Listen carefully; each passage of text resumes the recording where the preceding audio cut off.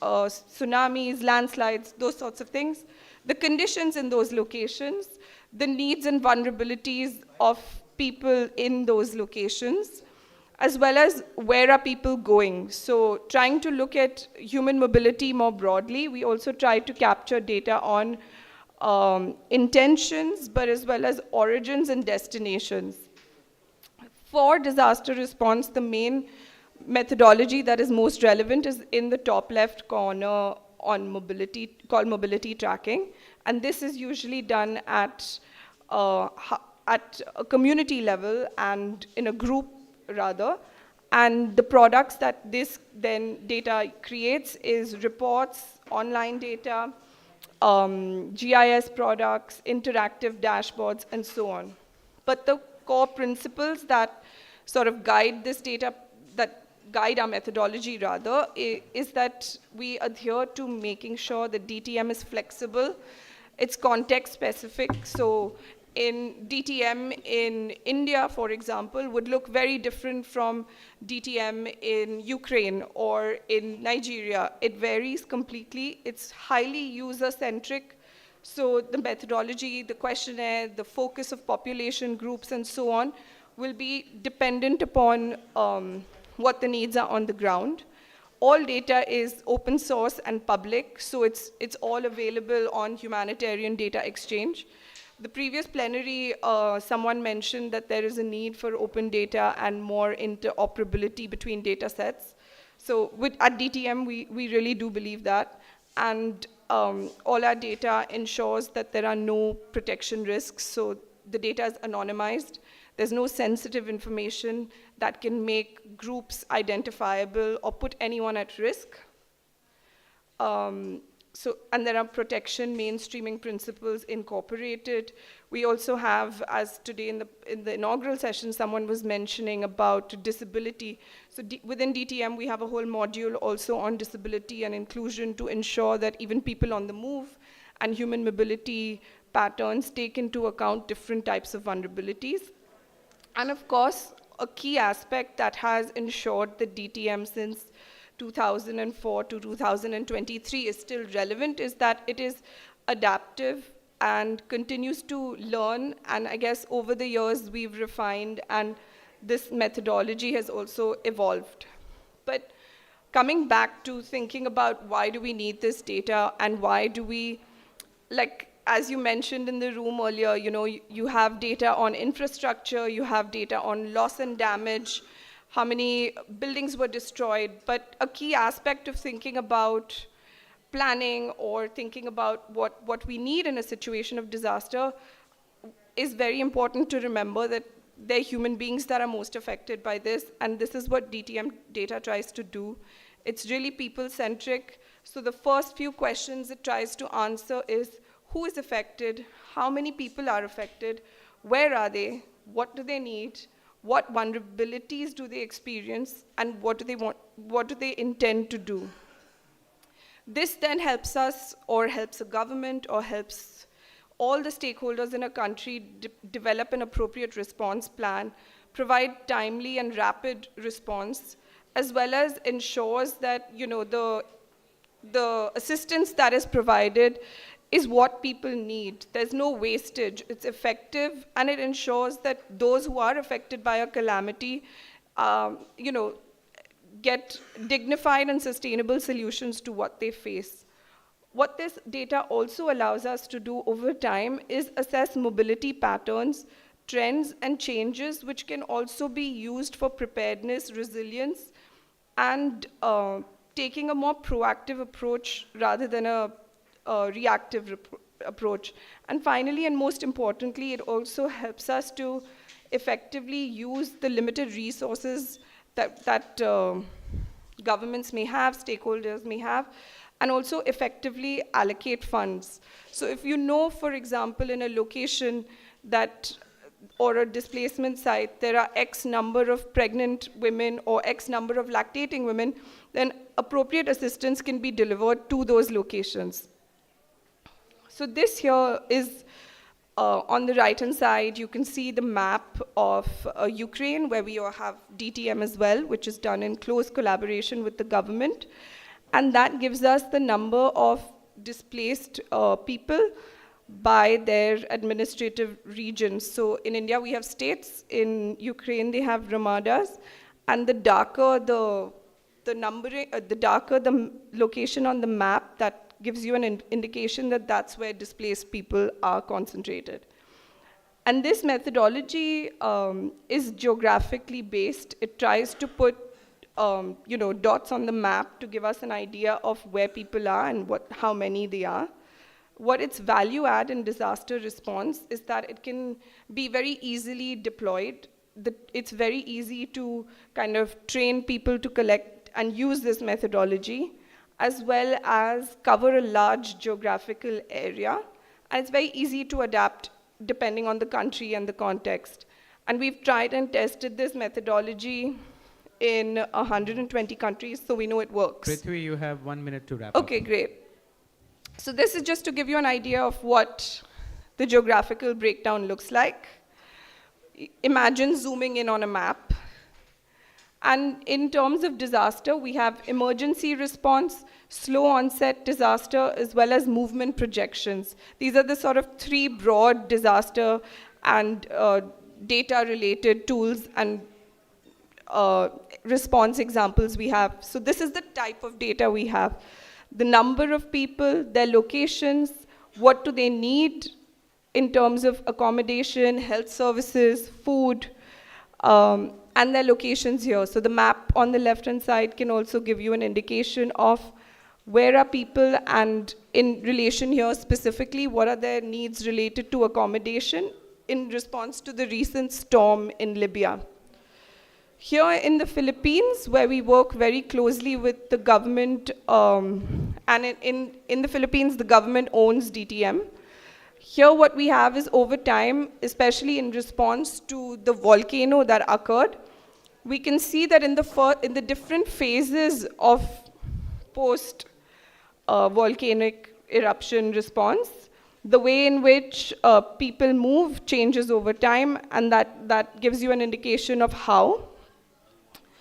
And finally, here, in terms of a slow onset, when we look at this example from Iraq, we have an overview of climate vulnerability, looking at different factors, different types of events. So that's drought, increased water salinity, landslides, and so on, and how they affect mobility within the country. So we see that over time, people have started moving south because the effect of drought and movement and human mobility is further in the north.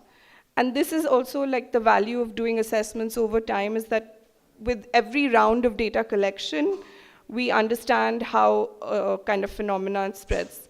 But I'll leave it here, and if you have any questions, I look forward to them. Thank you.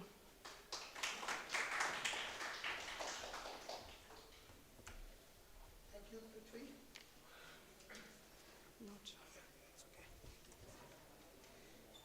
So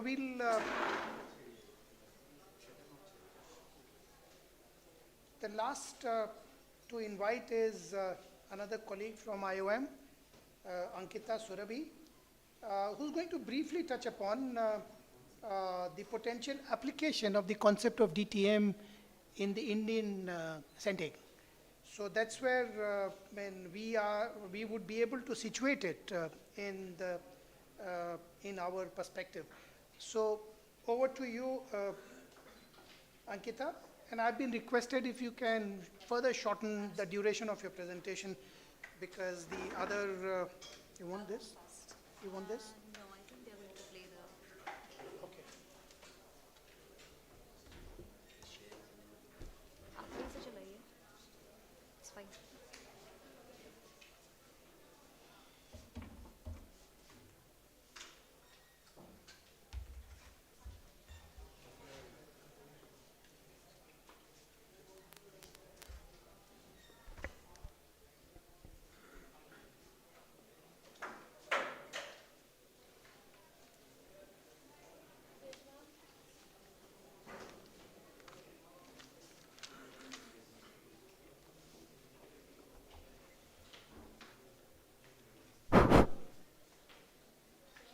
Yes.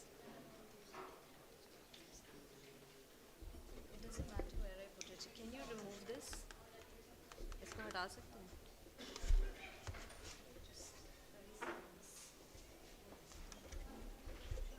आप ही चलाइए मैं चला रही हूँ कुछ नहीं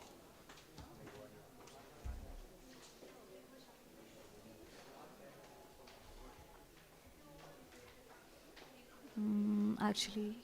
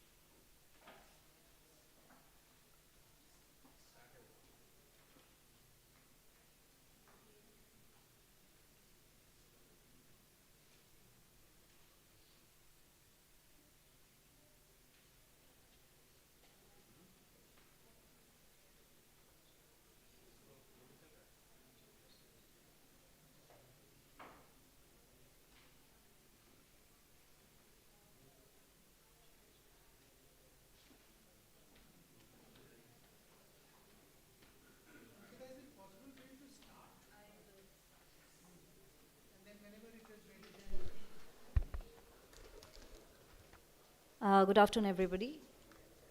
I will continue from where Prithvi ended, and at the outset, I would just like to mention that I'll be keeping this presentation super brief, and we'll basically be, in a way, discussing and highlighting how DTM can be used in the Indian context. It is a tool at the end of the day, and we have yet to use it in India. So I would first like to say that one of the the incidents, the crisis that kind of exposed us to the importance of data was the COVID crisis, and it was during that time, starting in 2020, that numerous ways to collect, assess, and use data came to light. For the first time, we also got to know how many migrants are actually moving within the country, because there was a lot of interstate exchange of information happening at different levels, how and where migrants were moving at the state boundaries, so that the state governments could actually respond to the crisis and house the migrants as soon as they entered the borders, make sure that they were quarantined, also make sure that resources are allocated at the right time, and if they need to be quarantined, they can do so, and also provide all the health related support that was required at the time. Another thing that we saw was for migrant workers, I don't know if how many of you are aware of it, but in terms of providing them labor support, especially to the workers in the informal economy, the e-Shram portal was opened. This e-Shram portal is a portal of the government of India where informal sector workers, also we call them unskilled workers, or rather how IOM categorizes them is as low wage workers, where they can register themselves, and essentially the state government or the state government and the central government who's manning the portal can get information about how many workers are available in different kinds of sectors and how they can be placed. So this is a way in which during COVID data was collected, and essentially data was also utilized. In 2022, IM also conducted a stakeholder consultation with multiple stakeholders from different sectors, including the private sector, the representatives from different state departments, so that we and state governments, to understand how and in what ways they were able to introduce and use some good practices that they adopted and developed during the COVID crisis, how they collected data and how they used it. So this was just to highlight how data can be used and how the Indian government has been approaching this. Another point I would like to mention here is that the National Disaster Management Authority at the time also developed a portal called NMIS, the National Migration Information System, that was again was to be used by the state government so that they could share information about the number of migrant workers who were coming at the borders, and then where to place them as a result of whatever health needs arose at the time. So we have a system in place where there is a shared understanding that we need data and we need the right kind of people to collect and use data. I think there is a problem with the presentation, so I'm just going to talk about it. This is the, but it's okay, it's fine. That's completely all right. Since we're talking about DTM in the Indian context, the technical information about DTM was already shared here. Basically, DTM is a tool, and we need to understand how that tool can be used in the Indian context. Now, within India, we know, as Sanjay also pointed out, we have been struck by numerous disasters. I think in 2020, the NIDM, National Institute of Disaster Management, and the German agency GIZ, they released a report which was on natural disasters, natural and biological disasters in India, and we found out that in order of hierarchy, floods, heat waves, cold waves, etc. These were some of the biggest disasters that were claiming human lives. When we are talking about the impacts of disasters, there is usually the financial cost of it. And as we inquired from our, attendees to this session over here, what do you understand about interventions when it comes to disasters? We talked about infrastructure, we talked about understanding, how we can build it, and what support structures need to be there. But the human cost of disaster is not just the number of deaths that happen, but also the way entire societies are impacted, not just at the time of the disaster, but for generations to come. And within India, we know that migration is one of the social realities which people have been undertaking for decades. It is a way to survive. It is a way to fulfill your aspirations. And this is also what IOM India does. I will simply tell you how we can use DTM in the Indian context. We know that India is one of those countries heavily affected by disasters, but it is also one of the countries which has a kind of ingenuity that people are naturally born with.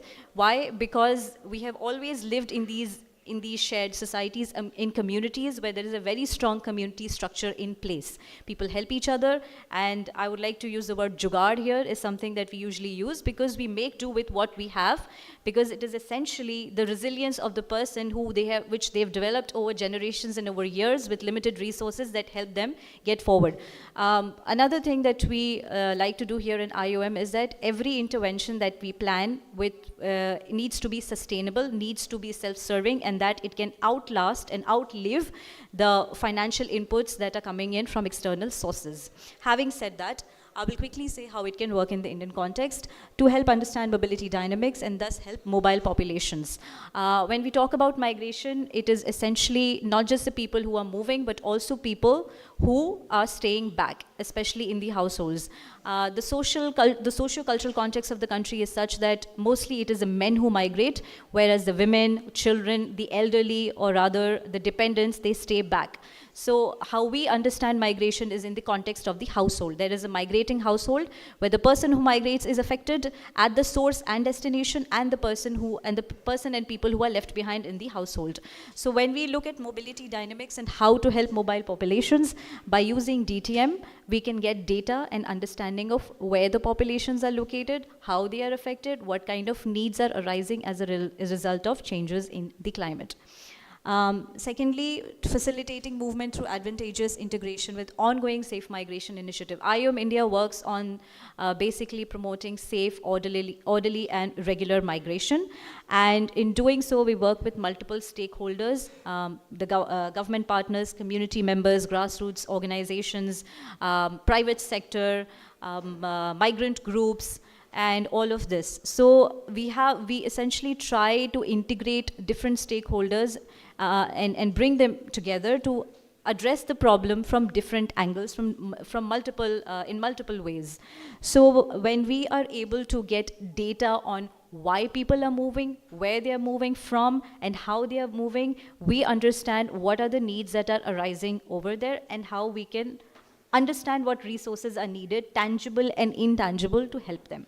Tangible is obviously financial resources, infrastructure, etc. The intangible aspect of it is the knowledge that arises out of these mobility dynamics, and also perhaps to understand what can help people stay.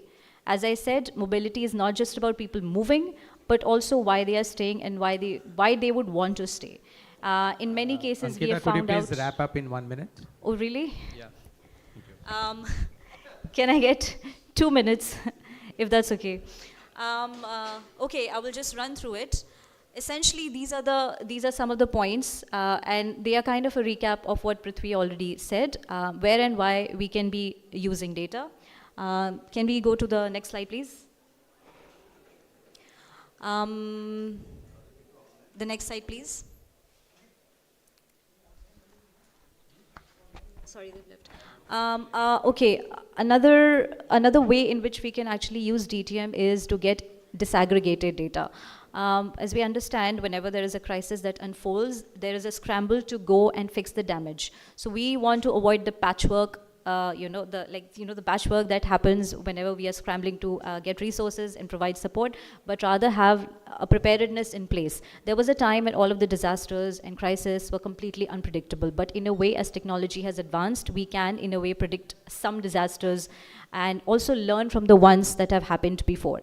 So we know that in many situations, women, children, pregnant women, lactating mothers are the ones who are most impacted. So if there is a support or resource that has been allocated in a particular area to provide support to the people who are there, including the migrants, if we have information of how many pregnant women are there, how many children are there, how many adolescents are there, lactating mothers, the resources and the money that has been provided in that direction can be used in a more judicious manner. These are more technical components which Prithvi had already discussed. Can we go forward, please? Just to give you a visualization also here, during the Nepal earthquake, where India also played a very important and strategic role in supporting the country to overcome the aftermath of the disaster, helping populations. We also know Nepal and India share a very porous border. So these were some of the areas in which IOM's DTM tool was used to understand where the people have been displaced or relocated and how they are moving within the system. The way to do DTM also is to understand it over a period of time. So how we use the tool is we have different phases of it, DTM phase 1, 2, 3, 4, 5, and we do it over a period of time so we can understand how populations have moved either within the area, outside the area, have they moved outside the state or the country, or have they come back. So DTM can also help us understand how many people have returned, which is something we can understand in the context of COVID, because there were a number of people who returned back to their villages and came back to the countries, and there was a huge reintegration program in place which states had adopted. If we have data about how many people have returned and what kind of essentially resources are needed to help them, DTM can help us understand that as well.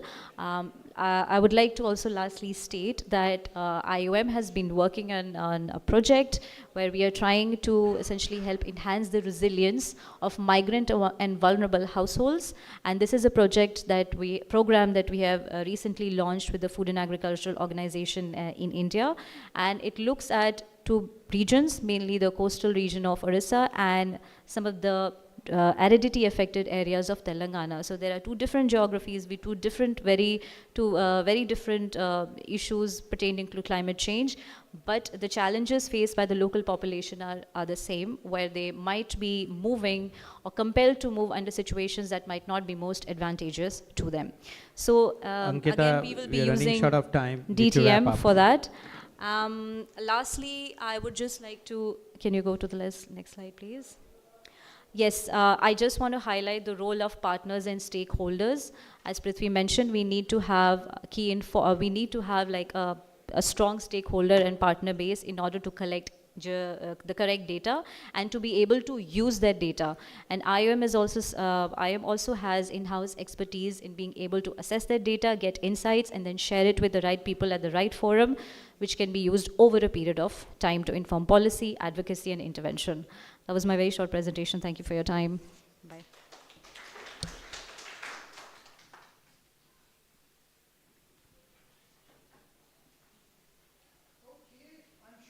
You would agree it was a very interesting lineup of very wide variety of presentations. So before I invite Professor Menon for his closing remark as the co-chair, may I take this opportunity to invite Professor Pant from IIT, who very kindly joined us throughout the session. Professor Pant, over to you, please.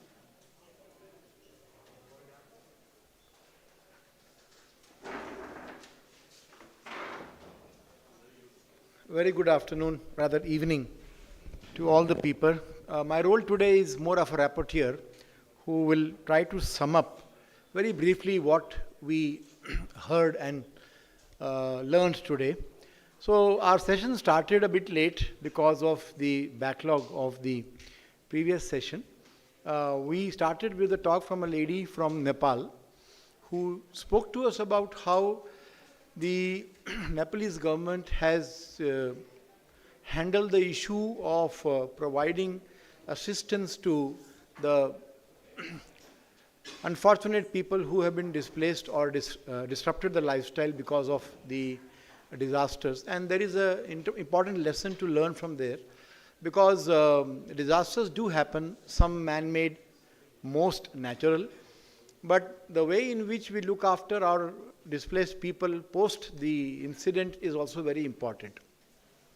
So we then had a nice presentation from a lady from, I'll just note down, Miss Pham from Bangkok.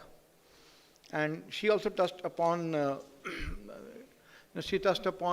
the experience and also highlighted how disaster management strategies can be incorporated.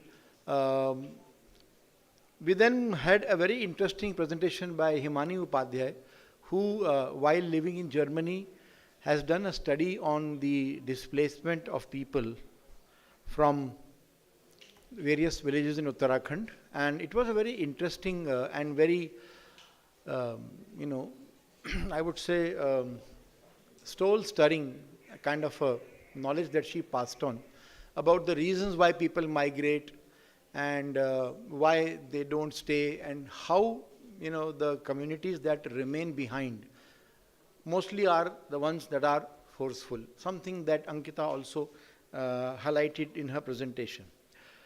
After that, we had two interesting presentations by the two young ladies, Prithvi and Ankita from IOM. Prithvi spoke to us about how this tool DTM has been used all over the world, and how she highlighted its abilities, its features, and how it can be used in disaster management planning and in tracking how when people migrate for various reasons, how to keep a track on their movements and how to use the data to plan rehabilitation and also to plan for the welfare of the people who have moved out.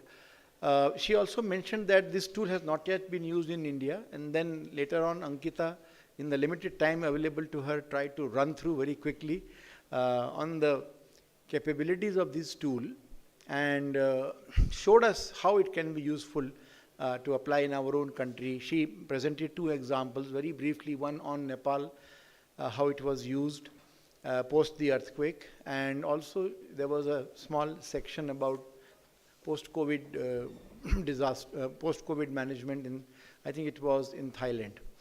So, so friends, we had a very nice session where the speakers, despite the shortage of time, were able to stick to the specific points and enlighten us about their own approaches, their own views, their own work, and disaster mitigation. See, disasters will happen, as I mentioned, some are man-made, and some of them are natural.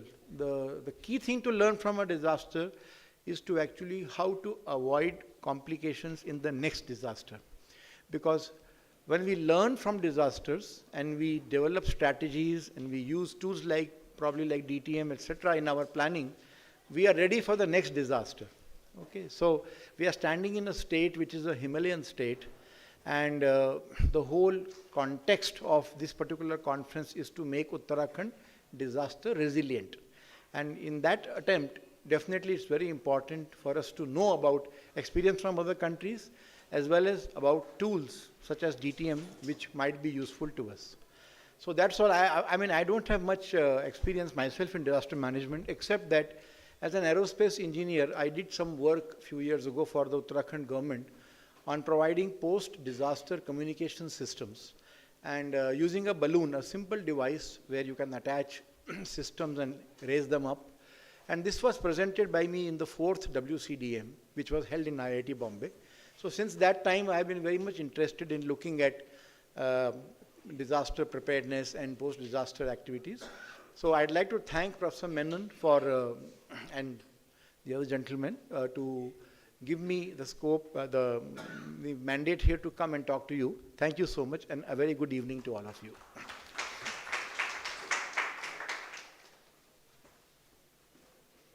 Thank you indeed, Professor Pant. It was an excellent summary of all the presentations. And we all really were able to go back to the key messages coming out of those presentations.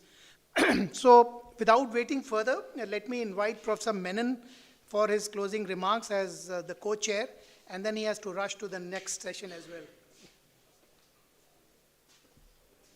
Thank you. Thank you very much. Actually, one of the most important issues in any disaster typology which you are familiar with in whichever part of the world where you come from is the fact that anytime anything can happen anywhere, okay? And that's the bottom line of disasters. So with disasters, climate change, extreme events, and conflicts, we are seeing that the uncertainty of events happening which could actually paralyze livelihoods, overwhelm communities and other stakeholder groups, and even destabilize economies. We have seen that in many parts of the world, in many countries. And we've also seen internal displacement and refugees, in many countries, in many contexts, and we are also witnessing it now in terms of what happened in Europe 2 years ago when people are leaving from many of the countries and then seeking asylum in other countries in Europe. And so we know that there are these kind of situations. So the displacement is actually a challenge which many organizations have to grapple with. And I'm very, very happy that IOM, the displacement tracking metrics, is now reached to 122 countries. If you look at the global pandemic, COVID-19, it had actually, affected 226 countries. And, so which means basically that, out of several billion people, 8 billion people on the planet Earth, you find that there is a possibility that a disaster like, a pandemic could actually reach and then, really cripple community livelihoods, lives, and also create this kind of a problem.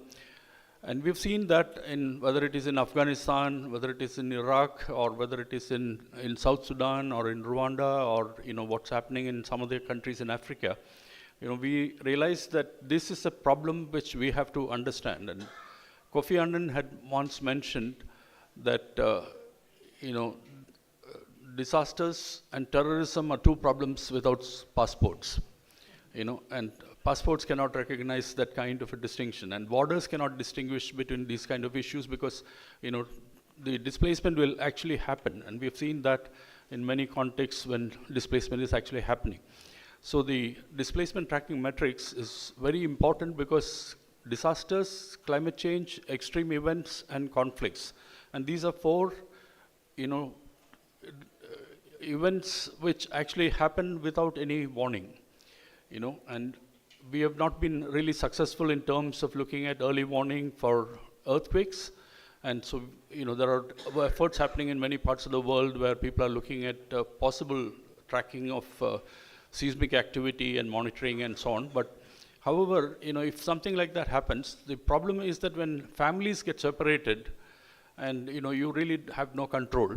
And so there is this issue of displacement which is actually also creating problems. When we have the war in Ukraine, we had people who were actually, families got separated. And so they were going to Poland or Slovakia or, Macedonia and many, many countries where, ultimately there's no way in which you can actually track the movement of people. So there is a need for looking at displacement tracking. And in Kerala, actually, the Kerala government has come up with a tool called DCAT. It's a DCAT, which is a disaster risk reduction and climate action tracking tool.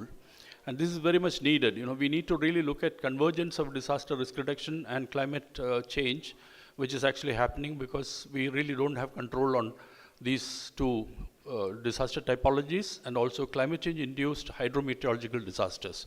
So whether it is, floods or drought, and also the fact that, you can have the sea level rise and you can have the global warming. And we've been all talking about 1.5 degrees. But one of the recent reports talked in terms of, 2.9 to 3.9. And this is actually challenging that, we need to really look at an energy transition. We need to really look at, conversion to fossil fuels, from fossil fuels to non-renewable energy and so on.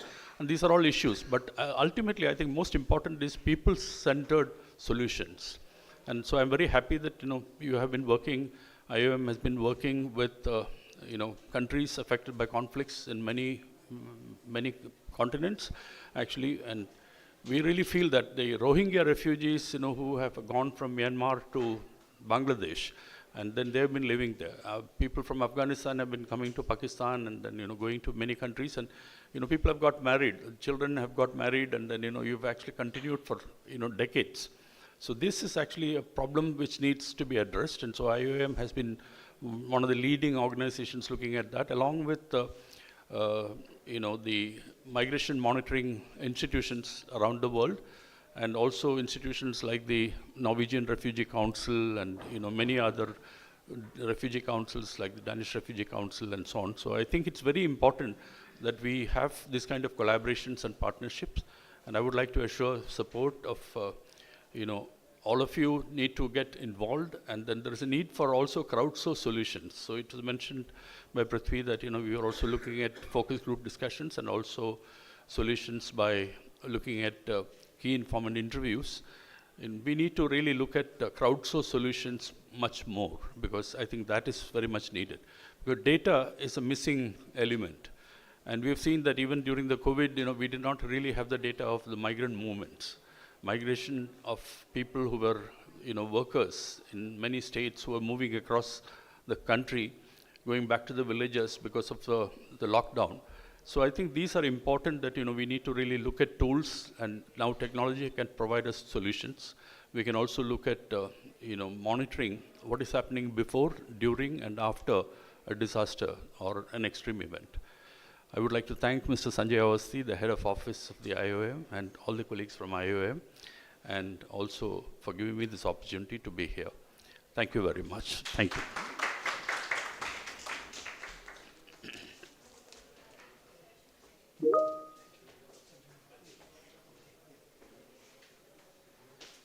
With the very encouraging remarks from Professor Menon, we come to the end of this session.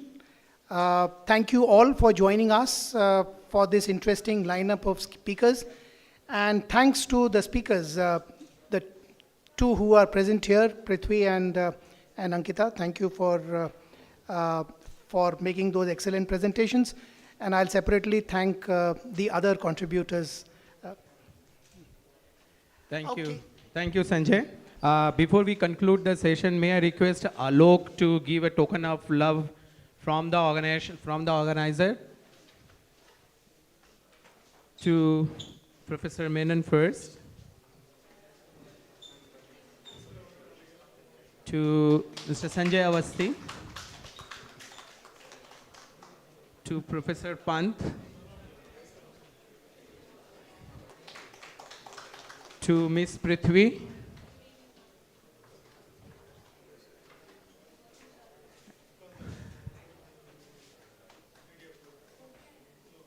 and to Ms. Ankita.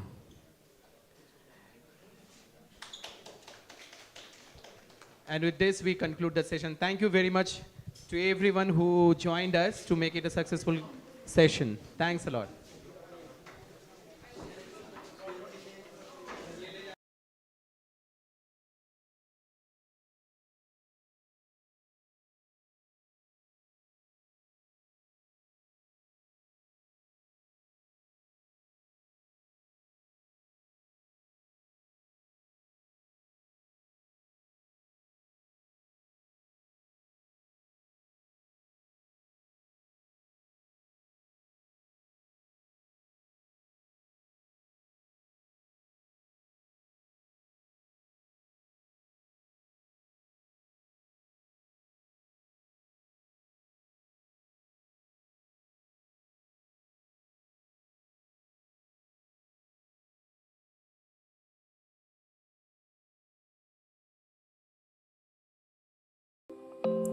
हजारों वर्षों से भारतीय मनीषा का मूल मंत्र रहा है। एक मंत्र जो पूरे विश्व के लोगों को एक परिवार बनाता है।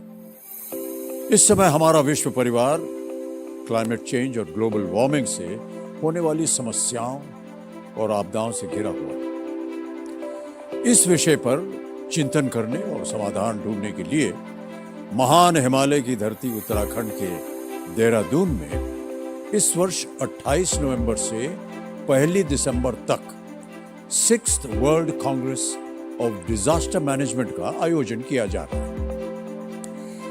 गौरवशाली राष्ट्र के निर्माण व विश्व कल्याण के लिए प्रतिबद्ध माननीय प्रधानमंत्री श्री नरेंद्र मोदी जी को धन्यवाद और उत्तराखंड के युवा दूरदर्शी मुख्यमंत्री श्री पुष्कर सिंह धामी को शुभकामनाएं। साथ सोचेंगे, साथ लड़ेंगे और साथ जीतेंगे।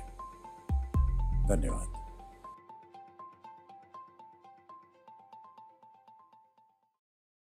वसुधैव कुटुंबकम हजारों वर्षों से भारतीय मनीषा का मूल।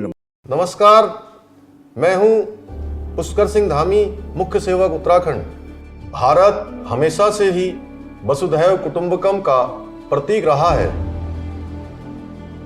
हाल ही में संपन्न हुआ G20 सम्मेलन इसी भाव को आगे ले जाने का सफल प्रयास रहा है, जिसका श्रेय माननीय प्रधानमंत्री नरेंद्र मोदी जी को जाता है। इसी प्रयास को आगे बढ़ाते हुए उनके द्वारा दिखाए गए मार्ग का अनुसरण करते हुए उत्तराखंड राज्य 28 नवंबर से 1 दिसंबर 2023 तक 6th world Congress on disaster management का आयोजन कर रहा है।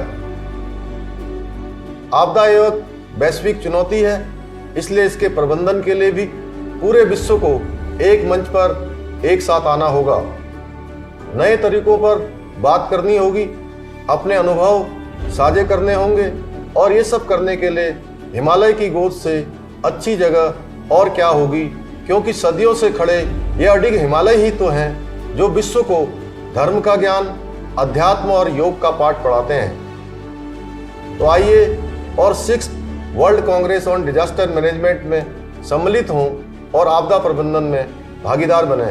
धन्यवाद।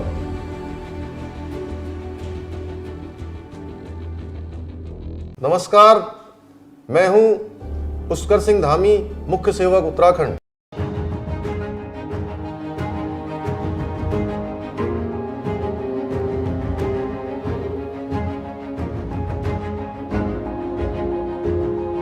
गौरवशाली राष्ट्र के निर्माण व विश्व कल्याण के लिए प्रतिबद्ध माननीय प्रधानमंत्री श्री नरेंद्र मोदी जी को धन्यवाद और उत्तराखंड के युवा दूरदर्शी मुख्यमंत्री श्री पुष्कर सिंह धामी को शुभकामनाएं। आइए और 6th world Congress on disaster management में सम्मिलित हों और आपदा प्रबंधन में भागीदार बने।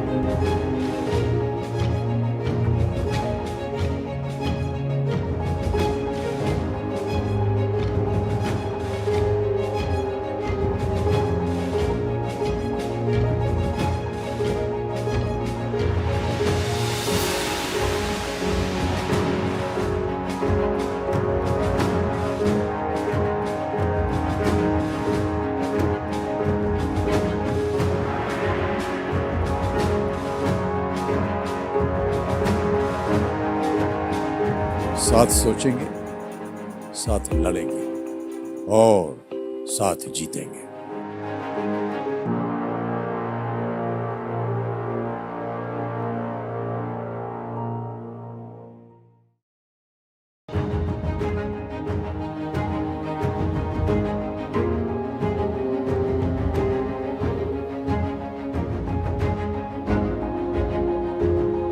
गौरवशाली राष्ट्र के निर्माण व विश्व कल्याण के लिए प्रतिबद्ध माननीय प्रधानमंत्री श्री नरेंद्र मोदी जी को धन्यवाद और उत्तराखंड के युवा दूरदर्शी मुख्यमंत्री श्री पुष्कर सिंह धामी को शुभकामनाएं। आइए और 6th world Congress on disaster management में सम्मिलित हों और आपदा प्रबंधन में भागीदार बने।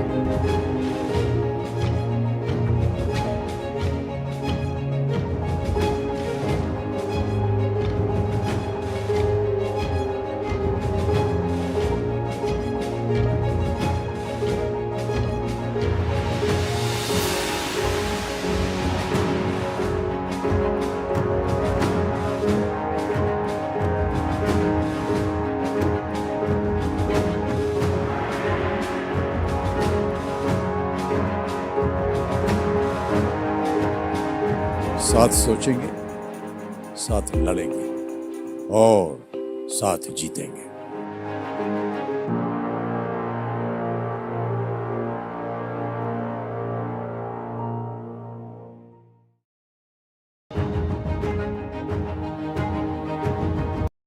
नमस्कार, मैं हूं अमिताभ बच्चन। उत्तराखंड एक प्रतीक है ज्ञान का, योग का, धर्म चेतना का, सुविचार का, और अब इन सब के साथ उत्तराखंड प्रतीक होगा साइंस और टेक्नोलॉजी का, फॉरवर्ड प्लानिंग का। 6th world Congress of disaster management Dehradun में 28 नवंबर से 1 दिसंबर 2023 तक हो रही है, जहां देश विदेश के वैज्ञानिक, विशेषज्ञ आपदा प्रबंधन के नए तरीकों पर बात करेंगे और समस्याओं का हल निकालेंगे। आपदा किसी अकेले की नहीं, सबकी साझी है, तो उससे लड़ने में जरूरी सबकी भागीदारी है। धन्यवाद, नमस्कार।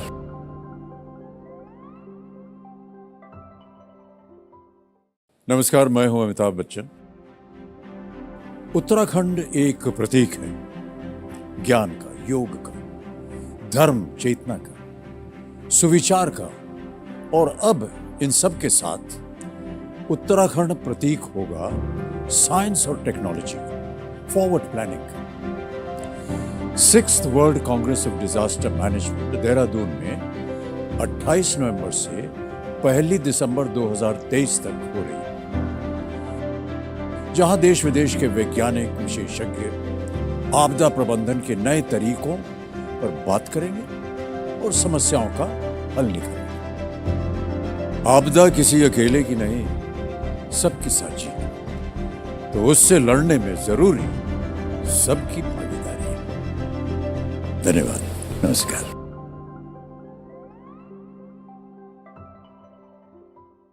नमस्कार, मैं हूं अमिताभ बच्चन। उत्तराखंड एक प्रतीक है ज्ञान का, योग का, धर्म चेतना का, सुविचार का, और अब इन सब के साथ उत्तराखंड प्रतीक होगा साइंस और टेक्नोलॉजी का, फॉरवर्ड प्लानिंग का। 6th world Congress of disaster management Dehradun में 28 नवंबर से 1 दिसंबर 2023 तक हो रही है, जहां देश विदेश के वैज्ञानिक, विशेषज्ञ आपदा प्रबंधन के नए तरीकों पर बात करेंगे और समस्याओं का हल निकालेंगे। आपदा किसी अकेले की नहीं, सबकी साझी है, तो उससे लड़ने में जरूरी सबकी भागीदारी है। धन्यवाद, नमस्कार।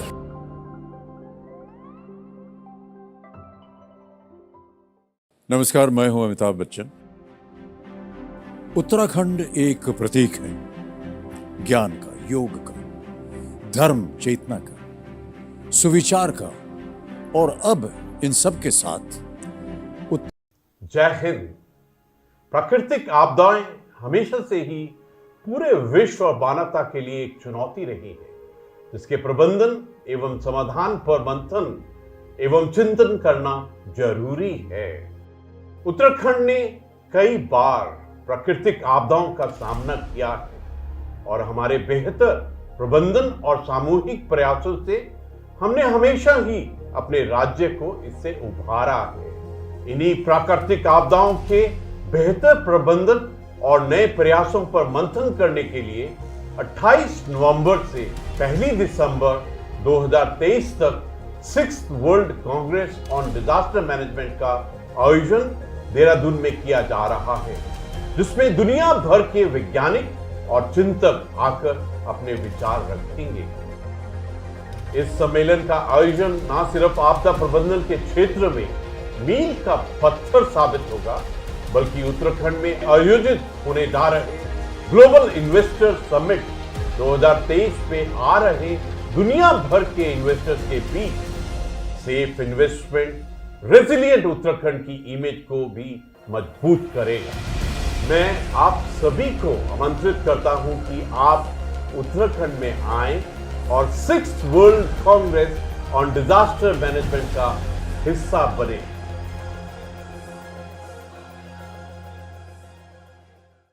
जय Hind.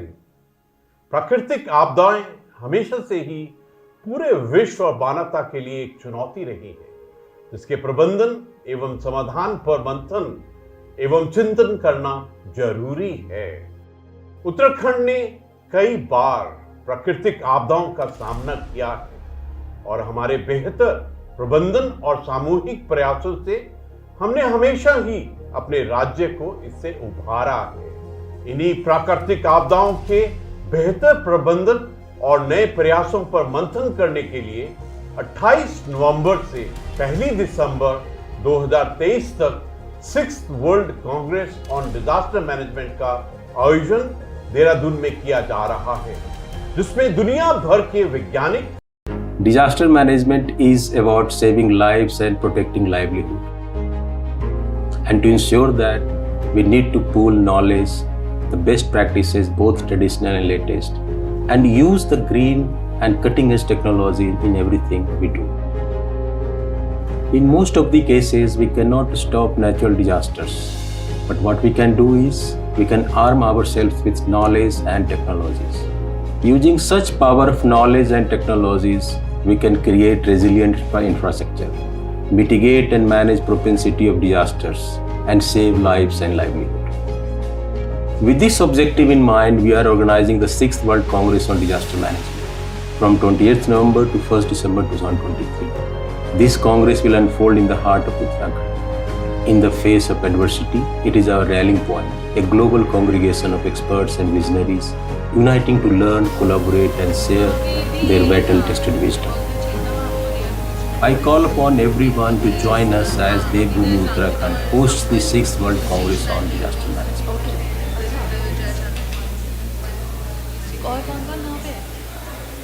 Disaster management is about saving lives and protecting livelihood.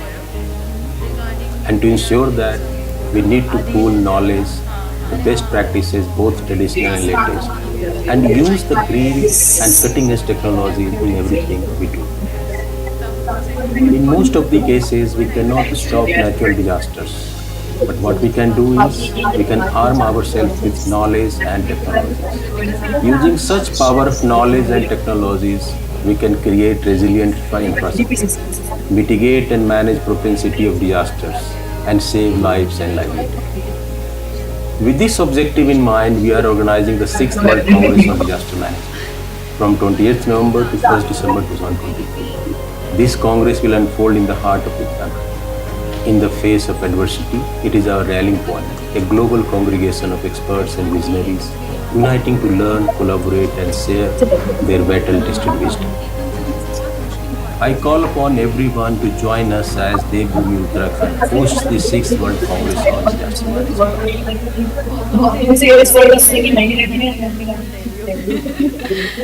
Disaster management is about saving lives and protecting livelihood. And to ensure that, we need to pool knowledge, the best practices, both traditional and latest, and use the green and cutting-edge technology in everything we do. In most of the cases, we cannot stop natural disasters, but what we can do is, we can arm ourselves with knowledge and technologies. Using such power of knowledge and technologies, we can create resilient infrastructure, mitigate and manage propensity of disasters, and save lives and livelihood. With this objective in mind, we are organizing the 6th World Congress on Disaster Management from 28th November to 1st December 2023. This Congress will unfold in the heart of Uttarakhand. In the face of adversity, it is our rallying point, a global congregation of experts and visionaries and share their battle-tested wisdom. I call upon everyone to join us as Dehradun, Uttarakhand hosts the 6th World Congress on Disaster Management.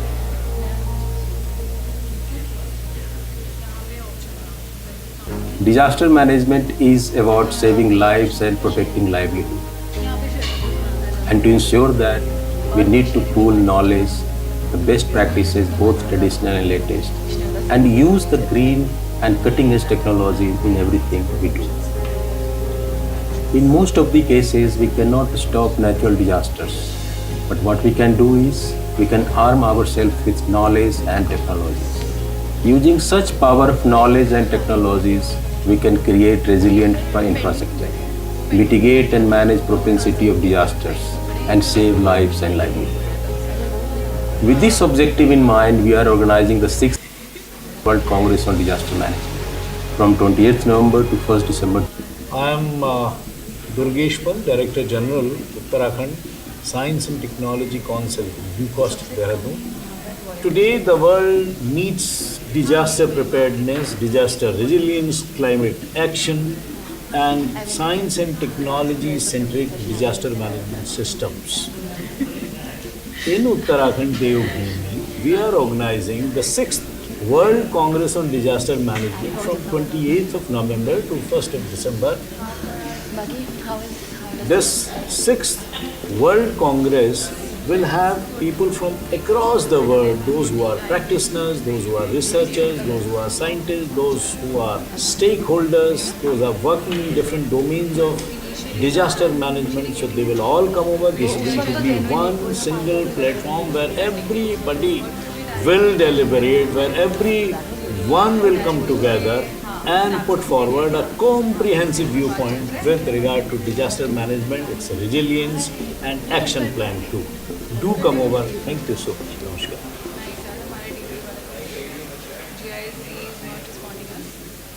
I am Durgeshwar, Director General, Uttarakhand Science and Technology Council, UCOST, Dehradun. Today, the world needs disaster preparedness, disaster resilience, climate action, and science and technology-centric disaster management systems. In Uttarakhand, Devbhoomi, we are organizing the 6th World Congress on Disaster Management from 28th of November to 1st of December.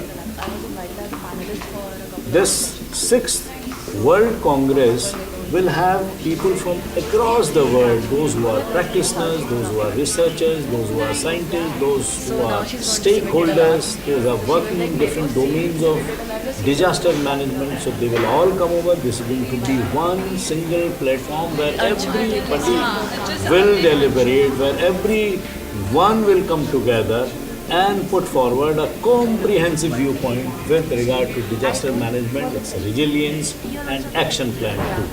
Do come over. Thank you so much. Namaskar.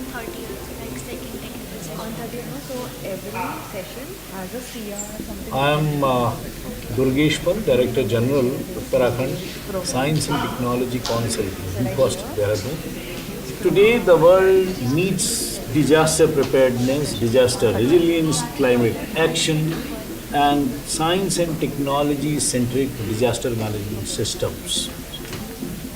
In Uttarakhand, Devbhoomi, we are organizing the 6th World Congress on Disaster Management from 28th of November to 1st of December. This 6th World Congress will have people from across the world, those who are practitioners, those who are researchers, those who are scientists, those who are stakeholders, those who are working in different domains of disaster management. So they will all come over. This is going to be one single platform where everybody will deliberate, where everyone will come together and put forward a comprehensive viewpoint with regard to disaster management, its resilience and action plan too. Do come over. Thank you so much. Namaskar.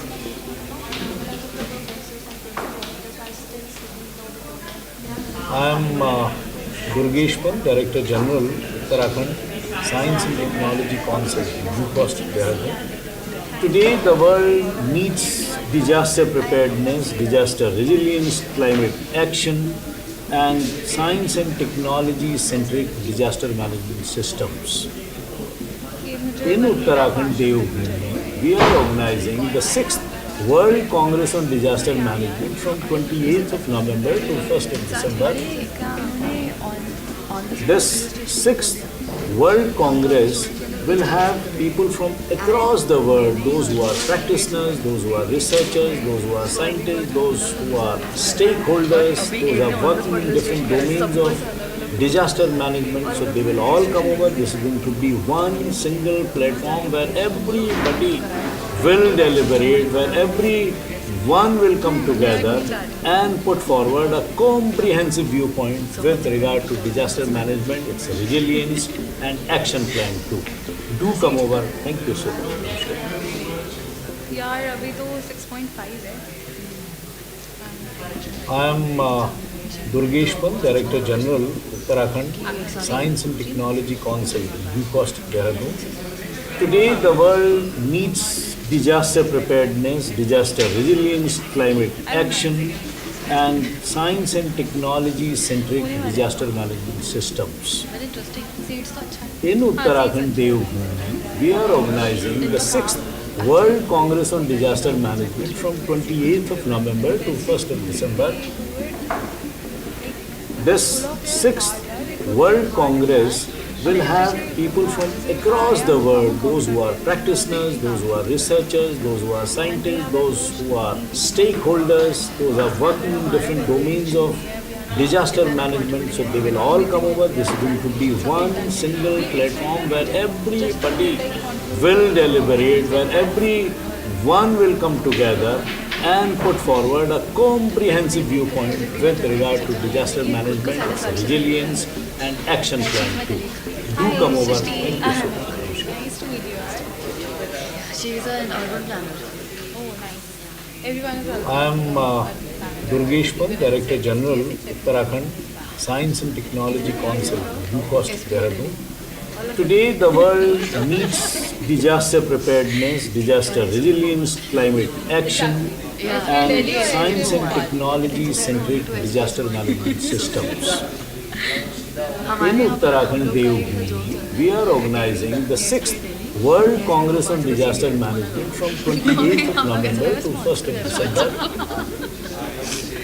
This 6th World Congress will have people from across the world, those who are practitioners, those who are researchers, those who are scientists, those who are stakeholders, those who are working in different domains of disaster management. So they will all come over. This is going to be one single platform where everybody will deliberate, where everyone will come together and put forward a comprehensive viewpoint with regard to disaster management, its resilience and action plan too. Do come over. Thank you so much. But I think our teachers I am Durgeshpal, Director General, Uttarakhand Science and Technology Council, UCOST, Dehradun. Today, the world needs disaster preparedness, disaster resilience, climate action, and science and technology-centric disaster management systems. In Uttarakhand, Devbhoomi, we are organizing the 6th World Congress on Disaster Management from 28th of November to 1st of December.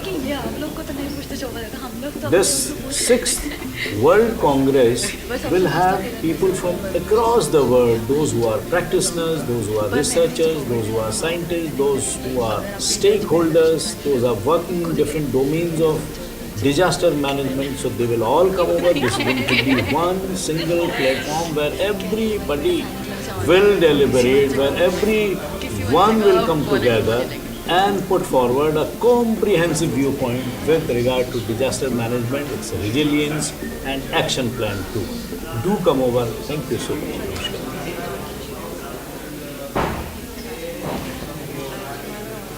I am Durgeshpal, Director General, Uttarakhand Science and Technology Council, UCOST, Dehradun. Today, the world needs disaster preparedness, disaster resilience, climate action, and science and technology-centric disaster management systems.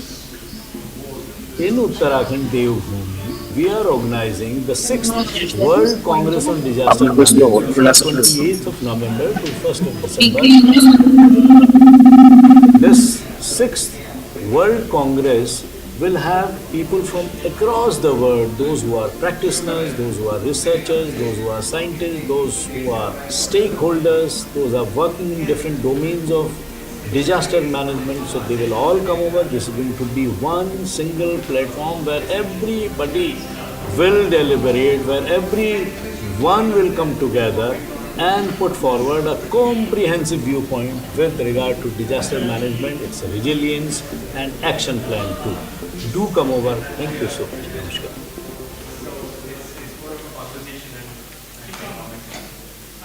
I am Durgesh Pal, Director General, Uttarakhand Science and Technology Council, Dehradun. Today, the world needs disaster preparedness, disaster resilience, climate action, and science and technology-centric disaster management systems. In Uttarakhand Devbhoomi, we are organizing the 6th World Congress on Disaster Management from 28th of November to 1st of December. This 6th World Congress will have people from across the world, those who are practitioners, those who are researchers, those who are scientists, those who are stakeholders, those who are working in different domains of disaster management. So they will all come over. This is going to be one single platform where everybody will deliberate, where everyone will come together and put forward a comprehensive viewpoint with regard to disaster management, its resilience and action plan too. Do come over. Thank you so much. Namaskar.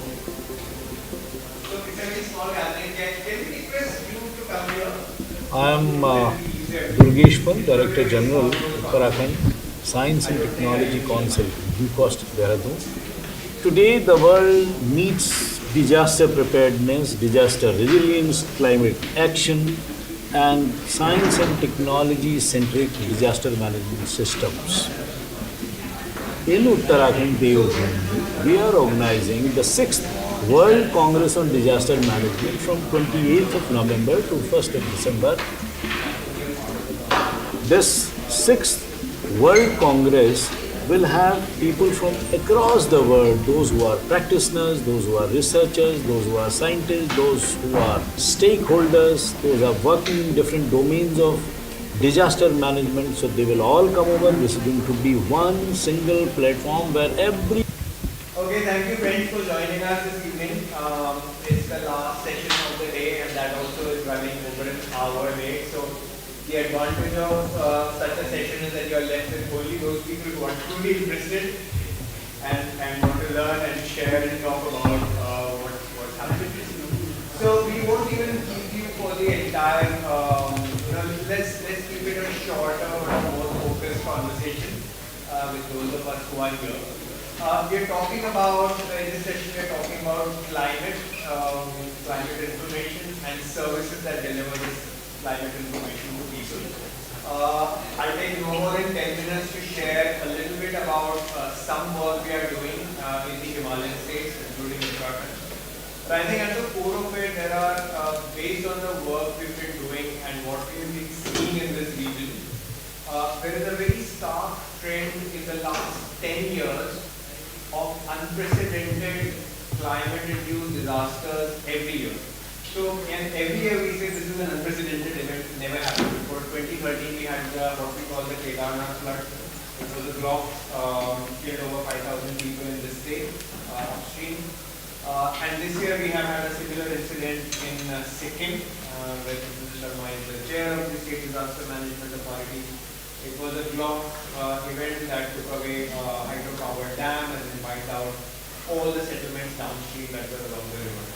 And in between we have had a number of cloudburst events, hailstorm events, flash floods, urban floods. This whole trend has been far stronger in the last 10-15 years than ever before. The first urban flood we saw in Mumbai in 2004 was a shocker, but since then we have had similar events in Srinagar, in Bhopal, in Chennai, in Kochi. So this is beating all past trends. And it's not just cities, we are seeing the impact of this in the rural areas. We are seeing this very strongly in the agrarian society and communities that we are surrounded with. There's a very well-known, notorious story of the last apple tree in Himachal Pradesh, not far from here, which was earlier known for its apple orchards, which are now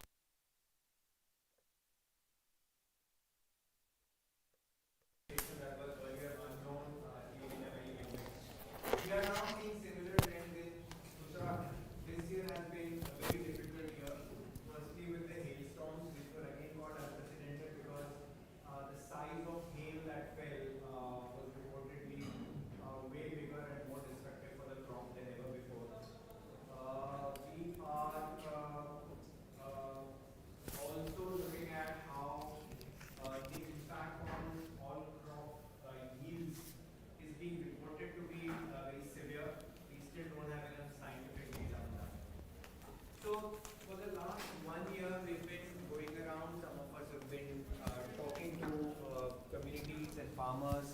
Our colleague Srishti here leads that program. And of the many problems that we see, we thought today we can briefly talk about the top 3. I'll lay them out and then I'll very quickly show you how we've arrived at these, and then we can have an open discussion. So the first problem that we find is that the warnings, the weather warnings that come to us are coming based on weather stations and data which is from a very far away place. So Dehradun data is used to generate warnings for this entire region. And over the last few years, the number of weather stations has grown, but still we have about, probably in this state, an average of about 1 weather station for about 130 odd villages. Right? And the truth on the ground is that even in one village panchayat, they're so sparsely populated that it might be heavily raining on one slope while the other part, which is across the ridge, might be bright and sunny. So while we colloquially talk about this in cities, it's raining in my neighborhood but it's not raining in yours, but in these communities it is having pretty devastating impacts. So how do we improve our understanding when the weather data is so sparse is something on which some work is happening and a lot more needs to be done. And the doing of that work, the direction it is taking now is the Indian Meteorological Department is also opening doors for voluntary data gathering, crowdsourcing of weather data. Schools are installing weather stations. We work with a number of schools to do that. Farming groups are now getting, reading. So what was earlier a high-end meteorological science is becoming a people science, and we need to push that a lot more. The second problem that we need to solve is that the format in which the warning comes is very difficult to decipher and understand. So typically we would say chances of extreme rainfall over the next 48 hours. And if you go into details, it will say 200 millimeters of rainfall. Now what does 200 millimeters of rainfall mean for me or for my village or for my house or my farm is very difficult even for any of us to understand while we work in this sector. So we can imagine how difficult it is for community groups to understand. We often get flood warnings that there has been a release of 200 cusecs of water, 200,000 cusecs of water from a dam upstream. So a cusec is a cubic foot per second, and a cubic foot is about 28 liters. That multiplied by 200,000, if it is being released today from a dam 70 kilometers upstream, what does it mean for me is very difficult for people to decipher. So how to convert these warnings, which we see as hazard warnings, that are about an event, into impact warnings, which is what this will mean to you, what it's going to do to you. Very little work has happened on this, and that's something we really need to unravel and unlock. And the third part, which relates to climate change, is that these unprecedented events are becoming very frequent, and we don't know where this is heading. So while every year we say that the monsoon eventually was normal or in the normal range, but in between, the Met Department also says the rainfall is delayed, but it will rain in the coming weeks and the monsoon will become normal. A monsoon once delayed can never become normal, because the farmer, when he needed the rain for his crops, did not get it. So if it rains later, and if it rains a lot later, your average is normal, but the distribution hides the entire tragedy of a climate that is changing in a very unpredictable and a very variable way. So with these 3 problems, we entered this. It's a piece of, it's a very small piece of work. Srishti, who will be changing it there? Yes. I'm running this for Akhilesh and yes, Professor Davis and myself. So I'll not be going into details. These are the challenges that I just spoke about, and how we want to resolve it. Very quickly, I'll talk about how, okay, I'm moving to the slide which says phase 1. And so there's 3 rounds of work that we are trying to do. Can these lights be turned off? Can you turn off these lights, if possible? Yeah. Here, so you can see the screen. These ones. Yeah. So this is what Srishti and our colleagues and all of us have been doing for the last year and a half, going around these communities and looking at how people perceive, these changes. And very often there's been past work also on this, while we are trying to look at how the data is showing us that things have moved. I move to the next slide on key milestones. We are seeing how people perceive this, and it's a very interesting trend. We've been seeing this in past studies also, that when the farming community is saying that rainfall has decreased, actual data is telling us that the rainfall has marginally increased. We are seeing an increasing trend across the board, but people are perceiving it lower because when they need the rainfall, they don't get it. So in the first round of work, what we did was across these states, we went around, we interacted with people, sat with them, tried to understand what they are perceiving their problems to be and how the data is responding to that. And also where we find gaps that will need to be filled through communicating with these people. When we try to convert this into hazard, vulnerability and risk analysis, this is where we try to overlay. So we are overlaying participatory information with the critical information that is coming from the data, and we see a gap over there, right? That's what is driving us to understand that if from these early warnings we need to move to better understanding and better resolutions, how will people receive it in the end? And what formats of communicating, what was always called the last mile, some of our colleagues now call it the first mile, because if you see it from the end of the people, that's for them, that's the first mile where impact is happening and where they need to see this information come. So that's the first round of work we did. And on this basis, then we focused a bit more on farming communities and school communities to understand relevance of warnings, how understandable these warnings are, how actionable they are. So just getting the warning is not good enough. How do you translate that into impact, into actions to be taken, and how timely all of this is when it happens. After this understanding, you see an image over here where we actually have installed a number of weather stations to see how community weather stations, and this is also a state where community radio stations are quite active, how taking this science to the people can help better and more timely and more accurate reactions. So this has been happening in the last few months, and then from there we are trying to derive what exactly is that people would want to know, who are the intermediaries who can make this happen, including the frontline workers of the government, field volunteers. And for them to do it, if you want to go to the target audience that will actually benefit, who, like the local youth, for an example, is a group we are working with, how and what actions they can play in this. So this is the way we look at how to move from very scientific warnings to something that is an ongoing sustainability action in these communities. To do this, we do a series of stakeholder analysis. We engage with people. As I said, we try to find out how things are perceived. So perception and behavior is a piece that is of importance. And from there, we traverse down to how to validate this information. And since we spoke about perceptions, then it also becomes important what will make people change their behavior to be doing things in a certain way that will help them better, right? And one of the more recent things that we've tried to tinker with is, we are right now calling it a nudge. What kind of nudges will make people do certain things which are based more on, how to respond to these warnings? And you had helped us with one of our first studies on urban risk reduction, Delhi and Ahmedabad. And one of the colleagues who came from OCDS, Kevin, had done a very interesting piece of work with us called the theory of reasoned action, which is a theory from the media world to apply here.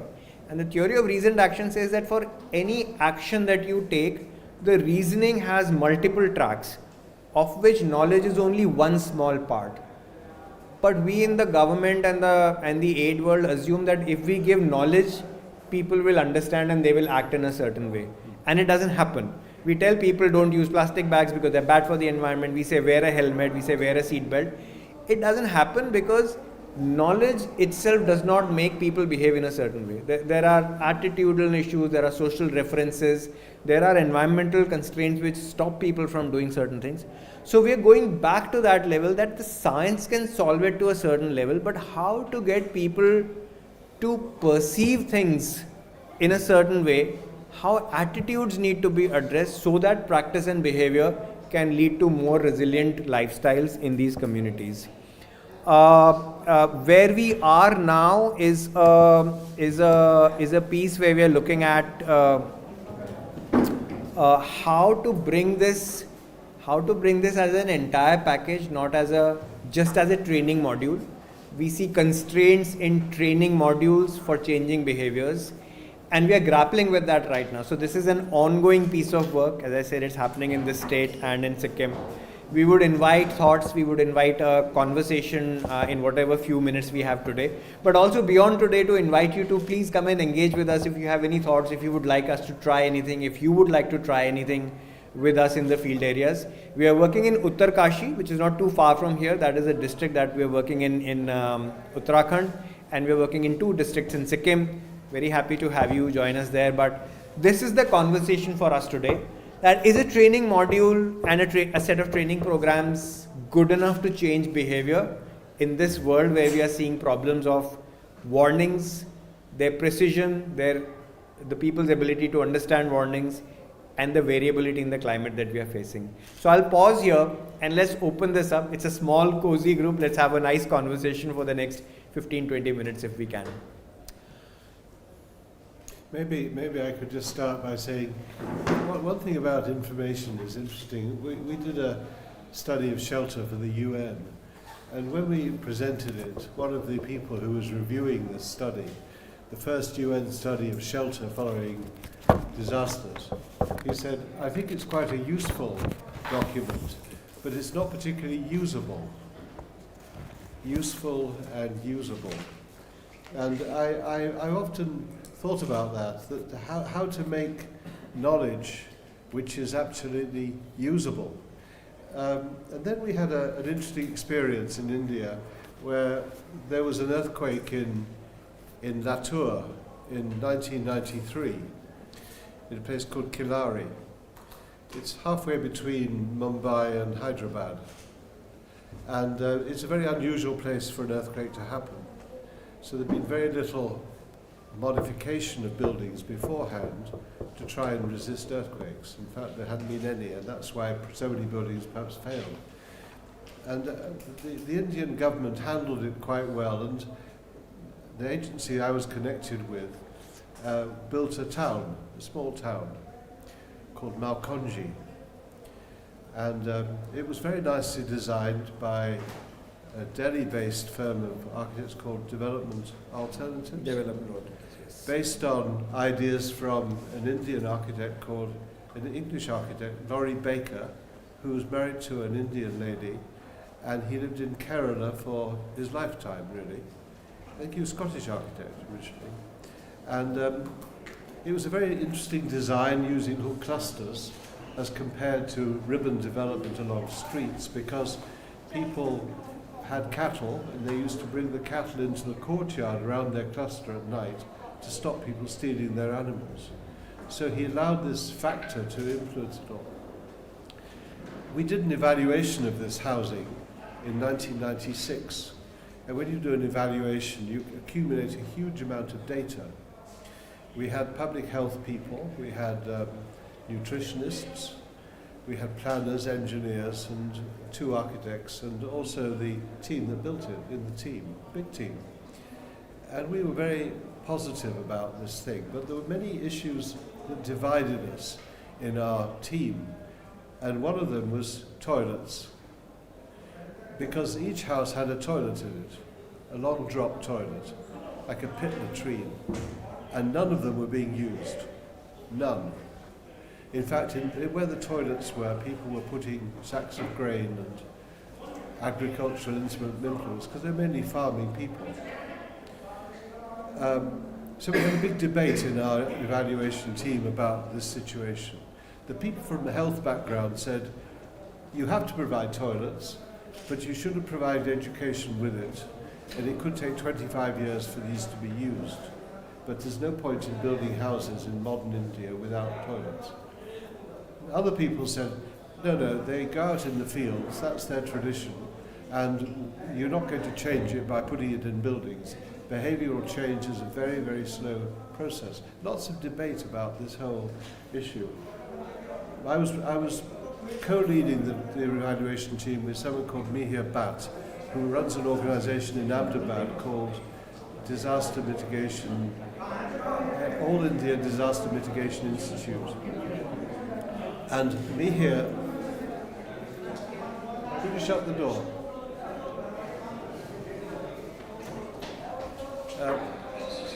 Sorry, it's a bit long-winded. I'm coming to the point in a moment as to what I would. Mihir said, why don't we go back and visit this place 15 years later and see what happened? The team that did it. And we went back. And one of the issues was the toilets. What had happened? We met the village leader, and the village leader said,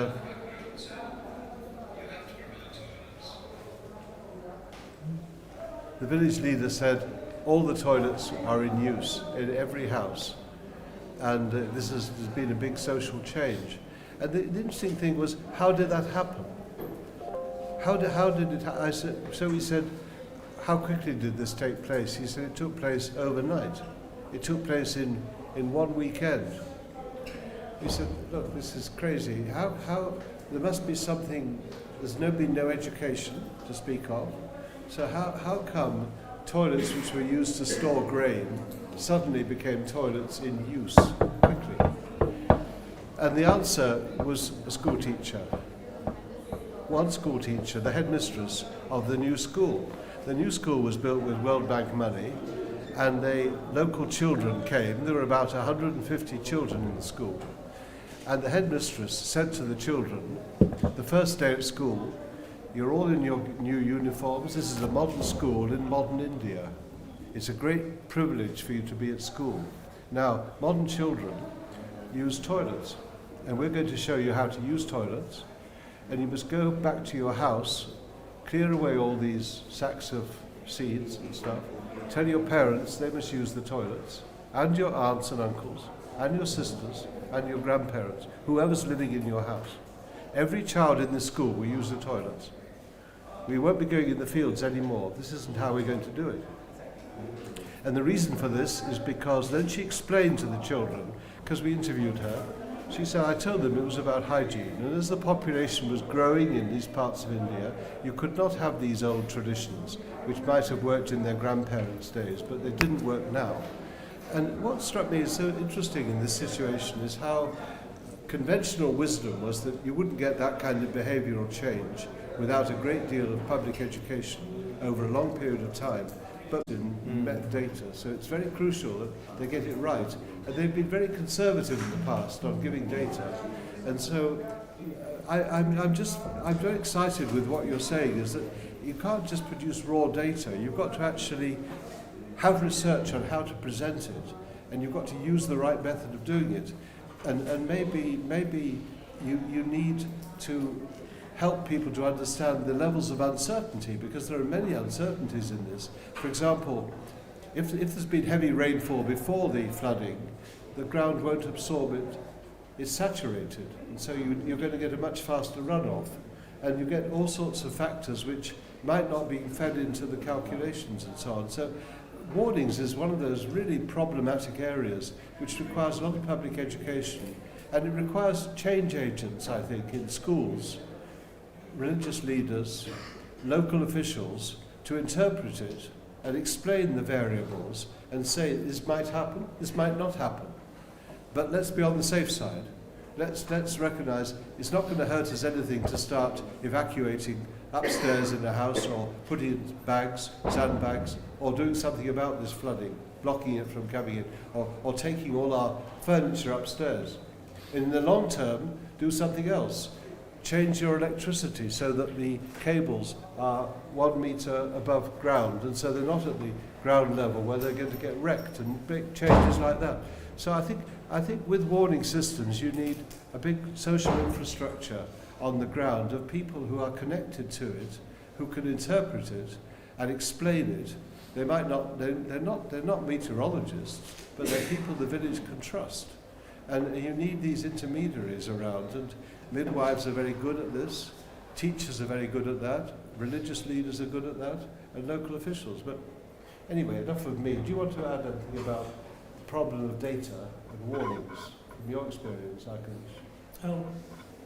Well, I live in Darwin, which is the top end of Australia, and it is a region very prone to cyclones. In 1974, there was a cyclone known as Cyclone Tracy, which has pretty much knocked off all the buildings, barring very few. So,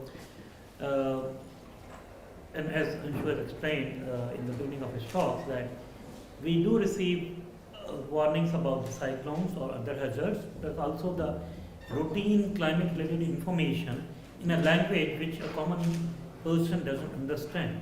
And this still happens in Australia. In 2017, when I started living in Darwin in 2015. In 2017, there was a cyclone warning was released. I was preparing a preparatory kit for home, and somebody was mocking at me. They said, "You are preparing a preparatory kit. We will do a party in the eye of a cyclone." I said, "Eye of a cyclone and party?" They said, "Yes, don't believe these warnings. They are never true." And that is the real example I'm giving you. And plus also, now the Bureau of Meteorology in Australia, they started appointing community workers and social scientists, because they realize that the warnings they release are not penetrating in the masses, and especially the geography where I live. About 1/3 of the population consists of indigenous and aboriginal people, and they speak various languages, and it's even more difficult to take the messages to them. So it's not just about the translating the information, it's also about making the information usable. So useful and usable, that's what you just highlighted. So even if I have the information which is in my language, but how do I interpret it, and can I use it, can I make decisions based on this? And this is a very, I must say, very interesting topic, a very difficult topic as well, and we do not have necessarily very easy answers to this. And I really wanted to highlight this because whether it is Australia or probably UK or India, these issues of how people interpret the messages given by the organizations which are largely dominated by the scientists, and they really are very well intended organizations, but what will influence a common person to take action to safeguard their livelihoods, house, assets, etc., is going to be a difficult challenge. And although I'm not offering any solution, but just sharing some of the hints from Australia. Just going back, one thing I meant to mention about these famous toilets was that I asked the headmistress, "How did you argue with the children about this?" She said, "I didn't bother with the public health issue. I just wanted to appeal to their pride in being school children. They'd always looked forward to being in school. They'd been in small schools before. Now they were in a proper big school. I wanted to appeal to them as being modern children." And this is how, that was her technique. And she went for a sort of, and they obviously had great pride, these children, in this new school. And it was a new beginning for them and for their families, who'd saved up a lot of money to buy them their uniforms and everything. And so I think that the way we present information is, how do we present it in ways that people want to receive it, or are sympathetic to it, or can act on it closely? I don't think you, for example, say there's a 50% chance that you might be flooded.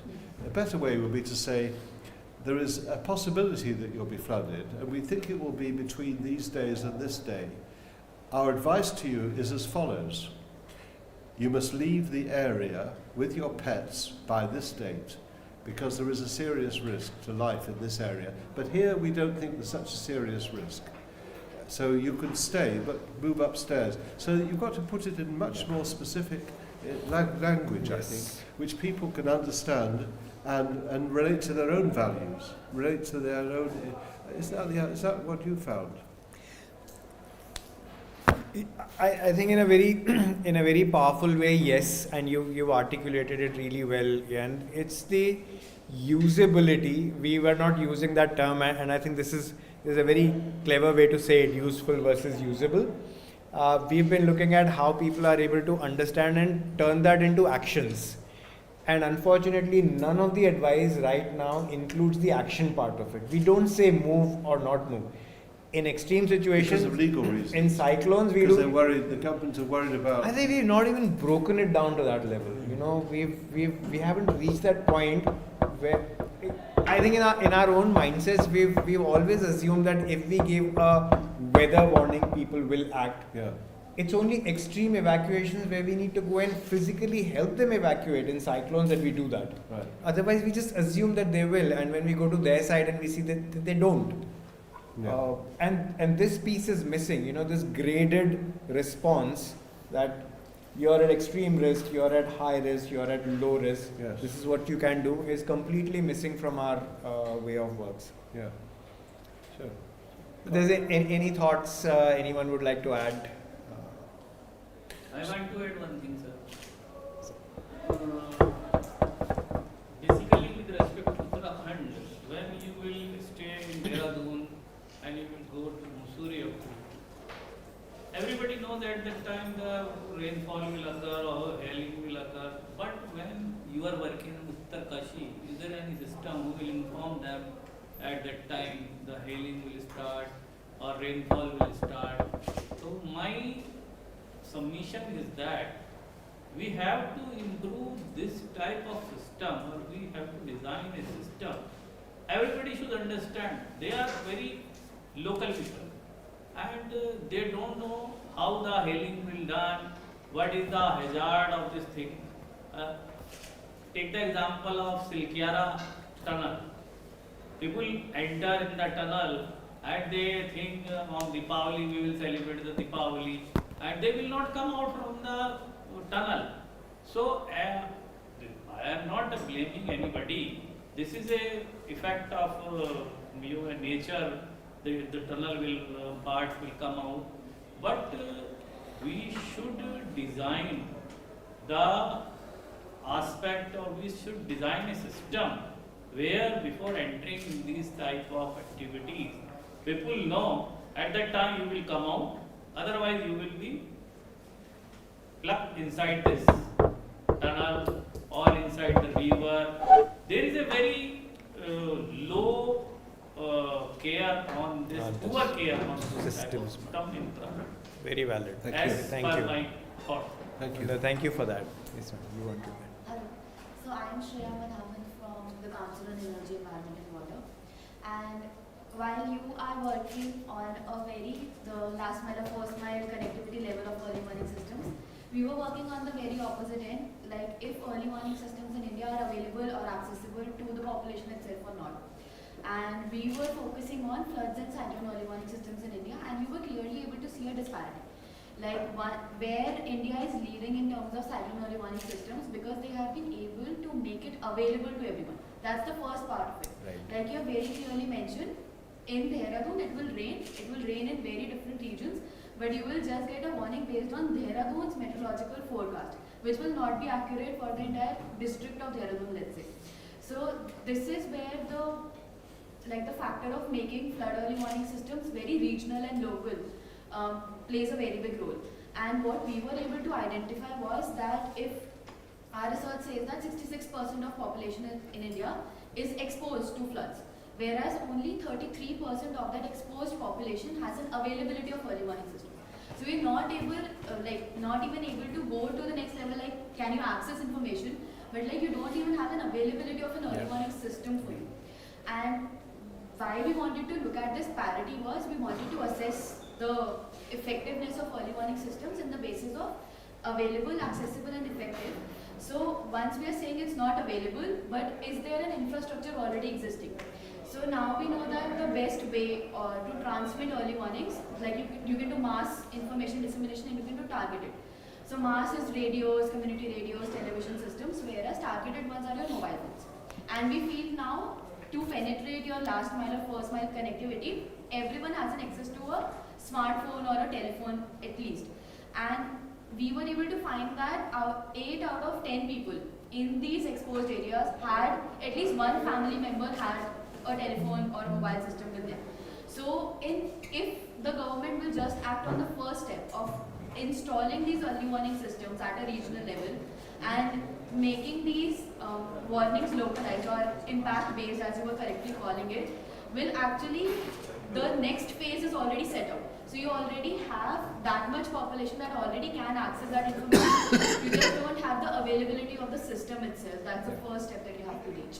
However, through our research, we also found that you might also know that Government of India has recently launched the CAP protocol, Common Alerting Protocol, in which they are including these impact-based messages, wherein if you are in a flood-prone area, you will get a message that XX region, so like Yamuna floodplain is going to be flooded, everyone in Delhi got it, and on XYZ date you are going to get this much rainfall, so stay away from these areas, move to higher zones or take an umbrella. So these warnings were issued, but it's still in the piloting phase. So this is happening, but then early warnings are also very state-based. True. Subject in India, so some states are leading in this, whereas some states still have to catch. Absolutely. Well, thank you for that. So Ian, we have two parts to the problem.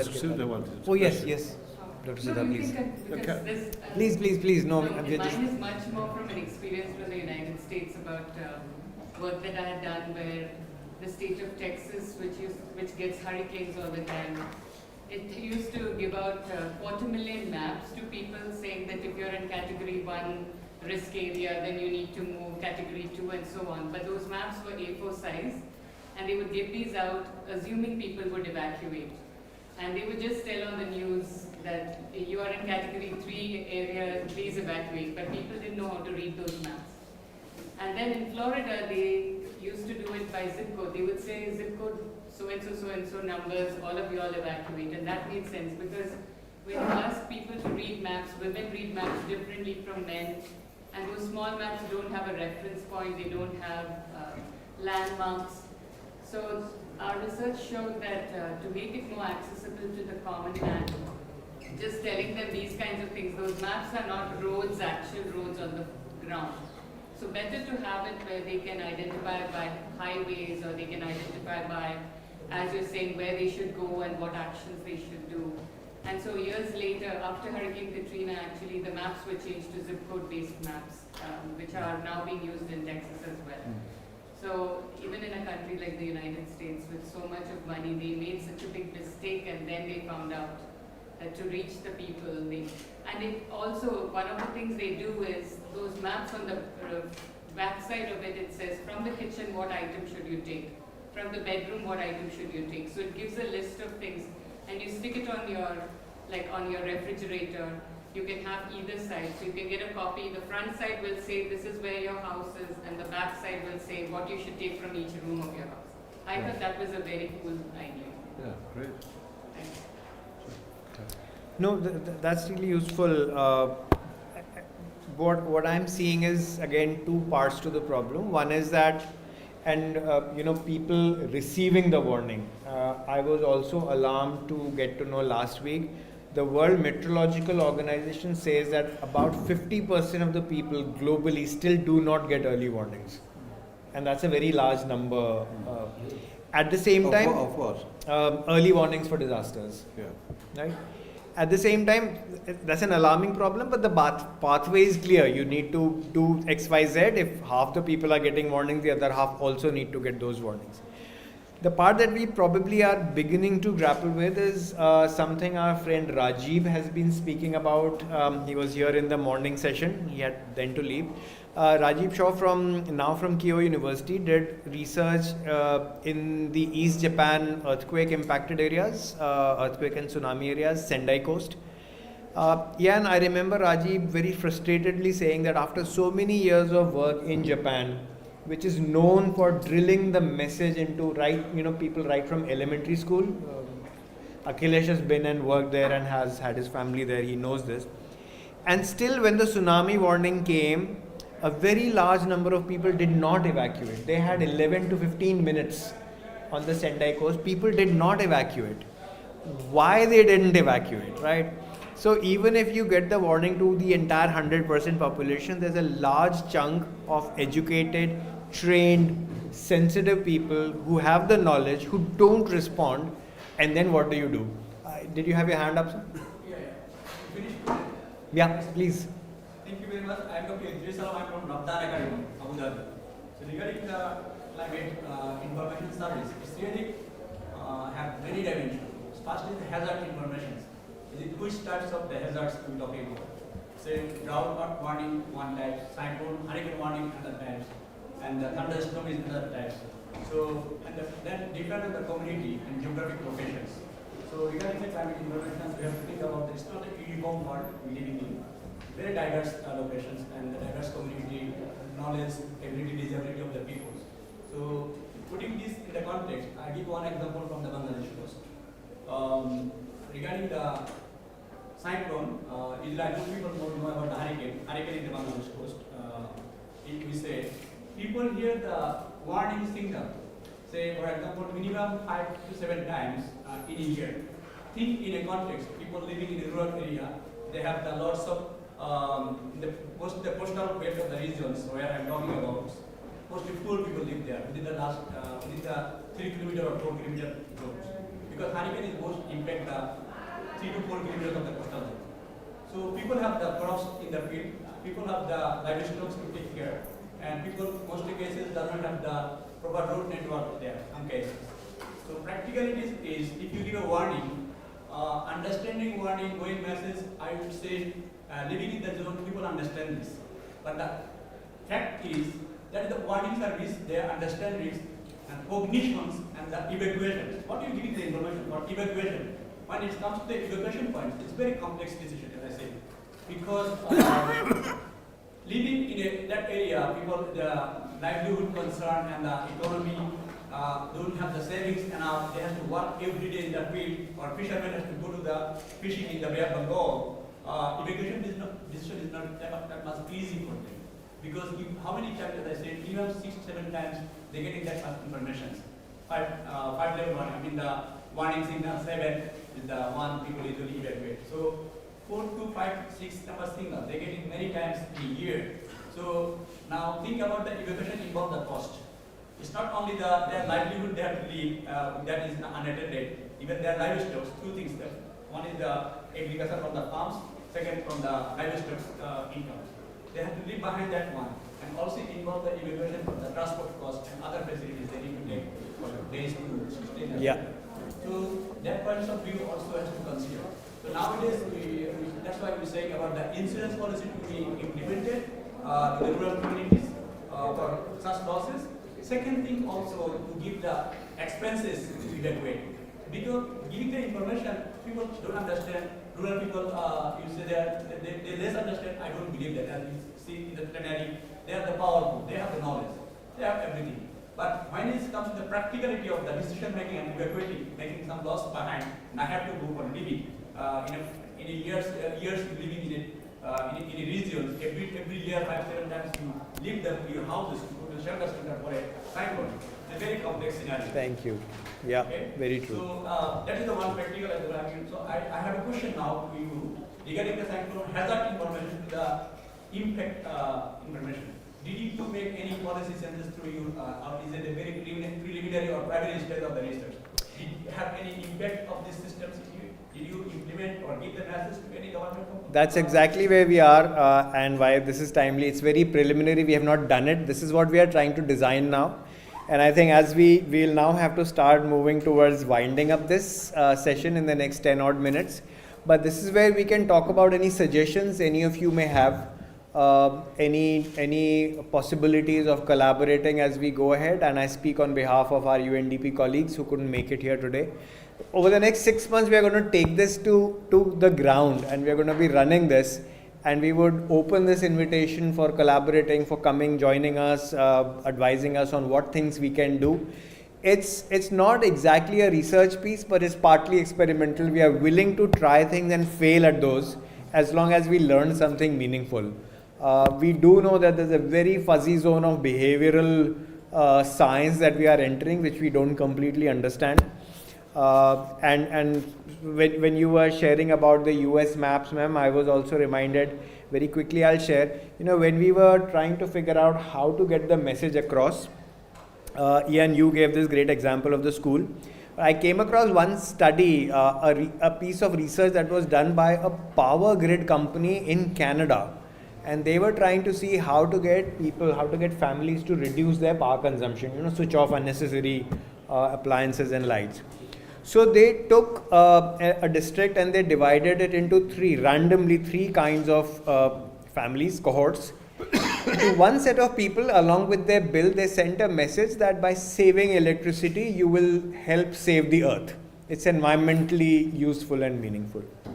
To the second set, 1/3 of people, they gave a message with the monthly bill that if you save electricity, you can save this much money, which is money saved is money earned, so it makes financial sense. To a third set, 1/3 of the people, they gave the message that others are doing this, other people are saving money and contributing. And then they tracked the change in the next 2 or 3 months in the bills, and the maximum dent took place in the group that was told that others are doing this. Right? So the logic, the science, we assume if you give the money logic, it will work. Actually, it doesn't. I've just come from Delhi. We have come from Delhi today, from the smoggy Delhi. All kinds of logic, all kinds of science on pollution, on diesel vehicles doesn't work. But this Canadian study finds that if others are doing it, then people want to do that. So it's a very interesting world of how the human mind works. And I think that's where we are heading. So once again, we'll open it up, and Ian and Akhil. One lesson from this is multidisciplinary work and interdisciplinary work. It means that meteorologists will not crack this problem by themselves. They need psychologists, they need behavioral people, and they need common men and women. They need the assistance of other groups, and maybe being an architect was a useful professional background for me, because I began to realize that you just had to work with other people. And I'd go to a meeting, and the architect might be the leader at a certain point in the meeting, but then he ceases to be the meeting, or she does, and the engineer's taking over because you're discussing a structural problem. And then it might change, and you're talking about sound, and the acoustic consultant is taking over. And it's a collaborative listening and learning, and the center of gravity is continually moving. So the meteorologist's expertise runs out at a certain point. He doesn't know about this subtlety of human behavior. Other people have spent their lives looking at that. So I suppose one problem is that we're back in this discussion we had earlier about silos. That if we've got a world made up of silos of this is this profession, this is this, but this one is making all the decisions, probably going to go wrong. And so it's connectivity again, I think, Anshu, and the need for us to start recognizing the limitations of our position. Everybody's got limitations in where they're standing. There are grave limitations in that. Just an example of that cropped up, and I was talking to Akhilesh about it. We ran a course once for policemen, and we were talking about emergency management. And I asked the policemen from all over the world to write down on a flip chart what the attitudes were needed by police working in emergency management. And they did a whole lot of stuff got written down about responsible was one of them that kept on reoccurring. Another one was obedience. Another one was accuracy, and so on and so forth. And I looked at the list and said, I think there's one subject which I think is missing. And they all looked at me and I said, what? And I said, you've missed out the word creativity. And one of the senior policemen, who came from, I think he was British, he said, that's the last thing I want. if I'm running an emergency operation, I don't want any creativity at all. I want people to, I don't want any improvisation. I want SOPs, standard operating procedures. And I want everybody to follow them to the letter, and if they don't, we're going to be in deep trouble. And the group were kind of nodding in agreement with what he was saying. And then there was an African at the back of the room, I can just remember where he was sitting, saying, I entirely disagree. He said, because you come from a country where there's lots of resources. I come from a country where we have very limited resources. And the art of what we do is how to make a lot out of a little. And to make a lot out of a little, you need to be highly creative. So he said, in any team I have, I want somebody creative who's going to think differently and think a different way. And he said, they're invaluable. He said, they might irritate the other people, but that isn't the point. They're a necessary part of the equation. So that was an example of people recognizing the limitation of a team. If you've got very organized military-style leadership, you do need this creativity. Then I talked to an army man. I said, majors and captains seem to be very obedient. He says, yes, but if you go up the line, they have to get very creative. Brigadiers, and above that, they're highly creative people. All the best generals are creative people because they have to be creative. He said, lower down, obedience, responsibility, but up at the top, you've got to have that kind of... So that was another example of, I just think of interdependence.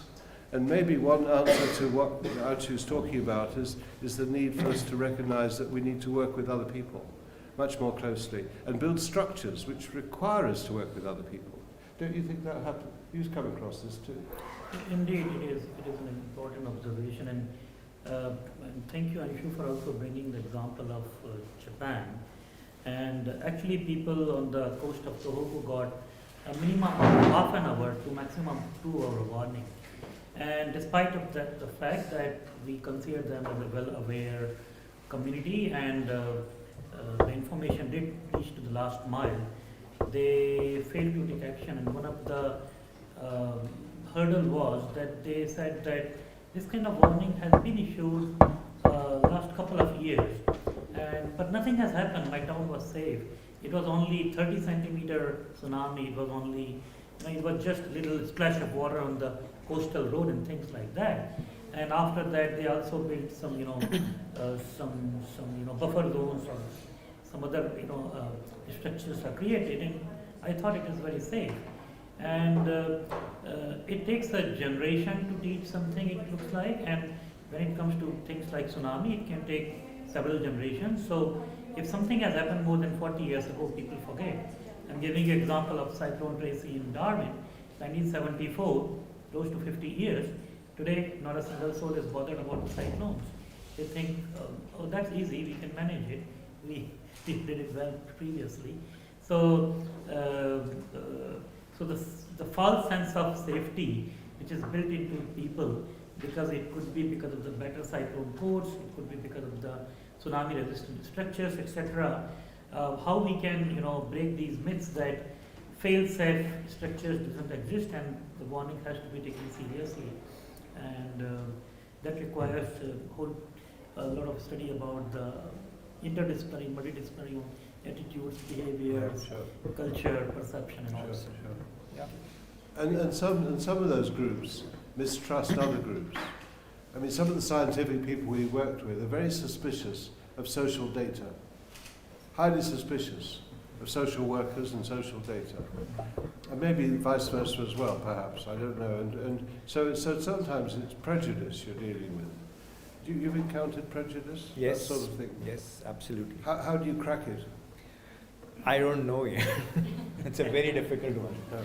It's a very, very difficult one. Yeah.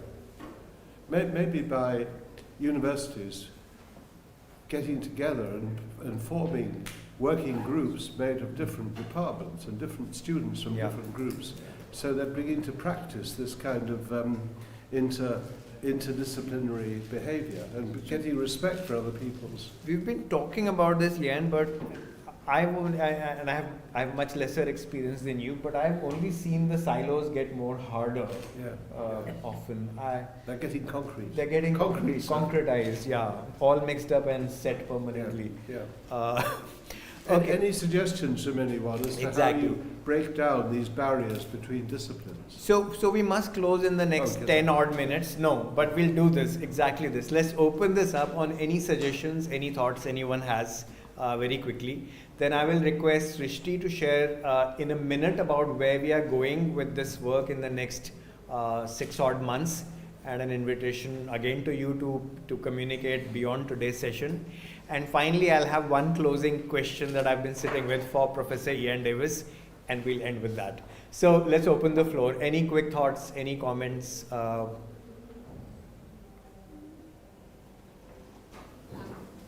at Amrita University, we are reaching out to people in the villages. So if you want to test you can, we have about 500 villages, but 100 definitely all our PhD students are working. Thank you so much. Pilot any of your work. We are going to certainly take up on that offer. Thank you so much for this. And it's a two-way process. So, wherever we engage, there's always a give and take. I think that spirit is great. Even later, if there's anything, we would love to stay in touch with people in this audience. Srishti, would you quickly like to share where we are headed in the next few months? Hello everyone. Thanks for being here, being a part with us in this session. So right now we have conducted a training need assessment with the local youth and mid-level officials of Uttarkashi, where we come to know that there is a willingness to learn more how to utilize these advisories and what the actions to be managed, and strategically planning their further actions to adapt against the climate these hazards that they are facing. But they do have a knowledge, the little bit knowledge, but they are not able to adapt that and adopt their in daily basis life.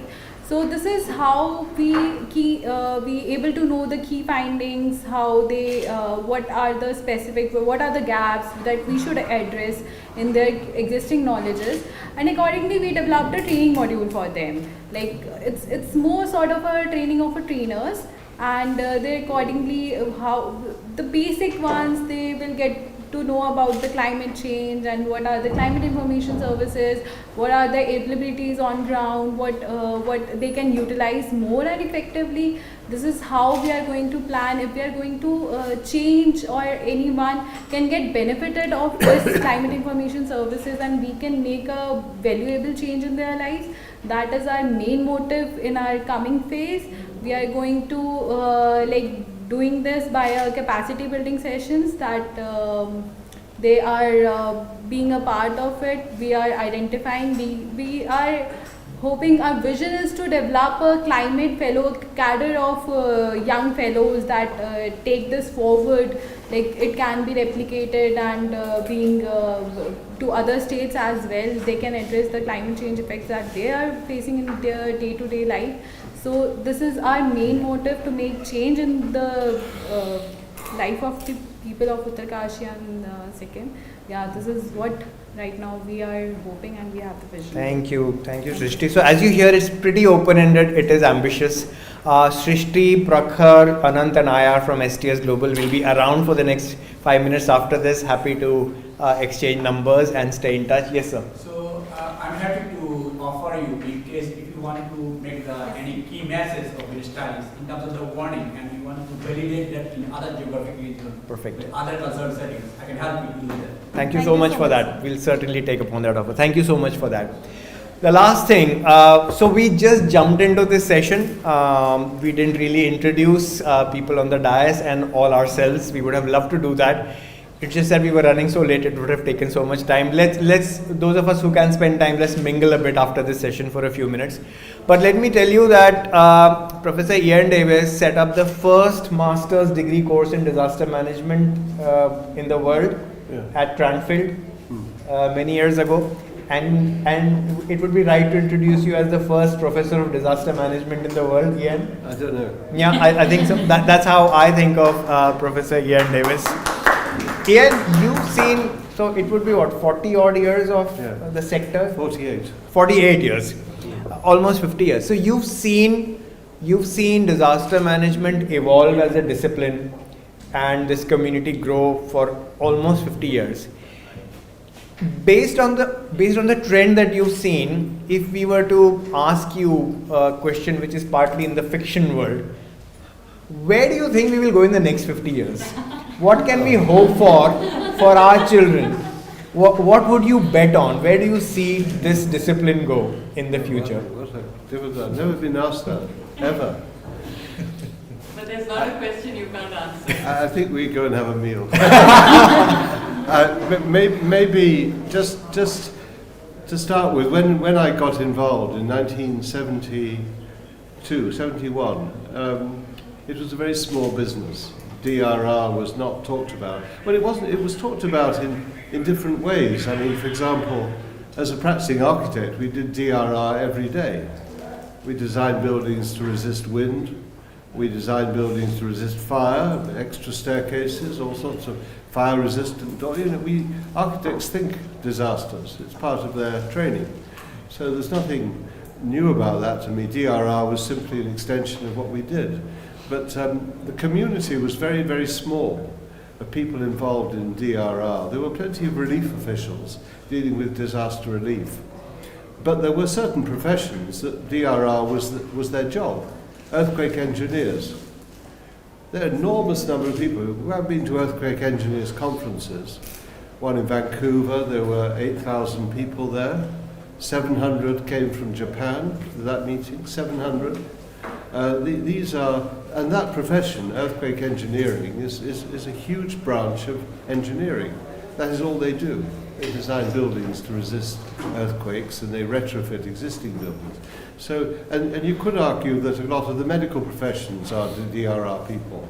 Anyone involved in preventive medicine is basically a DRR professional. So there are people who do it as part of their day-to-day work. But if I project forward, I think we're going to live in a pretty dangerous world. I think the risks are probably increasing faster than the understanding of them, and they're probably dealing faster than the resources to deal with them. We found that with COVID, and we're probably finding it more and more with climate change.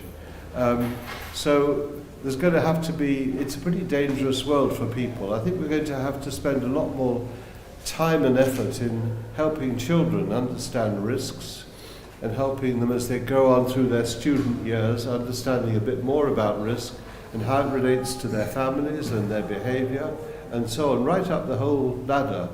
Risk will become much more part of education. I think that's one thing I hope will happen, and I think it probably will. It won't just be about children learning a bit about sexual health and about public health. It will be about protecting themselves and their friends and their families. And any responsible education system will take that on board, and it will have the byproduct of teaching them a lot about other disciplines, about health management, about biology, about basically about risk assessment. So that education, I think, will be one big factor in it all. I suspect that in the future, data is going to become more and more our bread and butter. AI, I don't know what's going to happen with AI. Does anybody know what's going to happen with AI? I put into my question, writing an essay, what has been the contribution of Ian Davis to disaster shelter? And the answer came back, we are unable to answer this question, which was very wise. That cut me down to size. I thought, nobody can answer that question. But what is going to be the future of our world, where you've got automatic knowledge at a fingertip and you can do a huge amount of work by robots? How are robots going to be helping us in this whole process? I mean, remarkable progress. I mean, for many years, for example, we were playing about with attaching cameras to model aircraft to do aerial surveys of earthquake damage. That was in the pre-drone period. Just imagine what's actually happened with drones.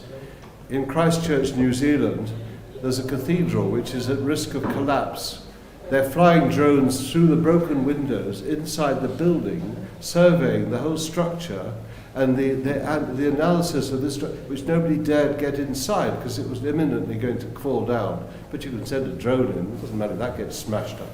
And just imagine that kind of massive, wonderful development which has happened, which is for the good of everybody. So I think I have a lot of trust in technology. I think it needs a very, very hefty degree of control and management.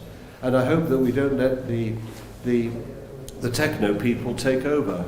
They need to listen and learn from the humanities about what to do and what not to do. And they need a very healthy dose of ethics in every single aspect of what they're doing. Ethical control has got to be built into it.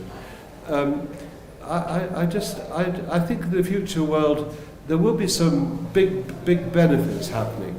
I think we'll be able to manage a lot more effectively things like some of the earthquakes, some of the warning systems for volcanoes, for floods, for impending cyclonic winds. They're going to get better and better and better, those. And I think with cell phones, we're going to get information to people.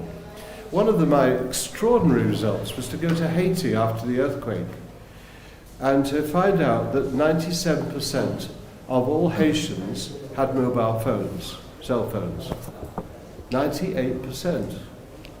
That's one of the poorest countries in the Western Hemisphere. Now, how could that happen? So how did they use the phones? Well, the answer is they managed their own relief programs. Many of those people had Haitian friends in New York City or Toronto or Miami or in Europe, and they get on the phone immediately and said, I need money from American Express now. And they would go to the American Express, receive the money, buy tools, and start working on their house within 1 hour of the earthquake happening. Money was flowing, and people were... Now, this was completely unprecedented. People managing their own relief programs. So I think that process will increase. Another question I found the answer to after Haiti was that when I worked in Kobe after the earthquake in '94, I was commissioned by the Ministry of Housing to do a study of where people moved. Where did they go to? 350,000 people left Kobe and they don't know where they went. Did they go to relatives? Did they go to Osaka? Did they go to Yokohama? Or where did they go in Japan? They don't know. But in Haiti, they knew exactly where they went because they had mobile phone tracking records. And the Swedish university started looking at the tracking, and that's really precious information. Yes. Wonderful. And it probably, I don't know what the ethics were of finding out that information, but it gives you knowledge. Now you can direct, if you've got that information, you're a good government, you could direct aid to them and say, okay, we know that you moved here. If you contact this number, we can give you a support. Don't come back. Don't come back yet. Stay with your brother-in-law for this amount of time because we're not ready for you back. But we'd like you back, but we'll give you money or we'll give your host family money. So now the agencies could help that evacuation process, which is immensely beneficial because it means that you can depopulate the area that's devastated and you can get on with life while these people are away being looked after. And you're going to be much better looked after by your brother-in-law than by some anonymous relief official because he looks after you. He's part of your family. So why not use the coping mechanism as a resource and use technology to help you do it? So I think there's some really great benefits happening, but I hate to think how wrong this advice is. I'll be dead and gone by then. You'll be alive, but I don't know how it will be in another 48 years. Thank you. Thank you so much, Ian, for that. Thank you for that. It's a question that bothers me a lot, more so in the last 8 years. I've been one of, most of us in this sector have been in some ways or the other Ian students. That was my first project that I refer to, which I learned a lot from Ian on and then onwards too. So I've been working in this sector for close to 30 years, but in the year 2015, my daughter was born, who's 8 now. And in 2015, my dad turned 85. And 2015 air pollution was pretty bad in Delhi, and the first thing that I struggled with was an infant who was struggling with the air pollution. So besides installing air purifiers, I went completely nuts buying all kinds of equipment, measuring air pollution at different points in the city, different points in the building, and so on. But what hit me was that my dad had just turned 85. He's very fit, thank God. He's very able, he moves around, very active, reads, writes, very independent. So my daughter would turn 85 in the year 2100. And hopefully, if all stays well and with improved medical facilities, she would be pretty fit and moving around and doing stuff. But I have no clue what the world will look like or what Delhi will be like. We don't have a plan. I'm a trained urban planner, but Delhi has a draft plan for the year 2040. It has a vision for 2050. It has nothing beyond 2050, right? And it's a bit alarming that, you know, for children who are around us, for kids who are in elementary school today, for whom 2100 is a real figure, we have no intentions of thinking about that year right now. So on that note, which shows us hope with the technology and hopefully with wisdom, but it also is a scary future with the kind of risks that are evolving around us, with the kind of silos that are strengthening, with the kind of individual isolation that is growing in society. It's a complex future for our children and for children who are not yet born in this world. Hopefully we'll try and work harder, have this conversation going, and figure out ways for something slightly better for them. Thank you very much, ladies and gentlemen. Thank you for staying with us. It's a late session. We really appreciate it. We are here for a few minutes. Happy to chit chat. Thank you very much. Thank you so much, Ian, and thank you. Thank you. Very nice. Picture as well. We should take a picture. Can you please? Durgeshwar, Director General, Uttarakhand Science and Technology Council, Dehradun. Today, the world needs disaster preparedness, disaster resilience, climate action, and science and technology-centric disaster management systems. In Uttarakhand Devbhoomi, we are organizing the 6th World Congress on Disaster Management from 28th of November to 1st of December.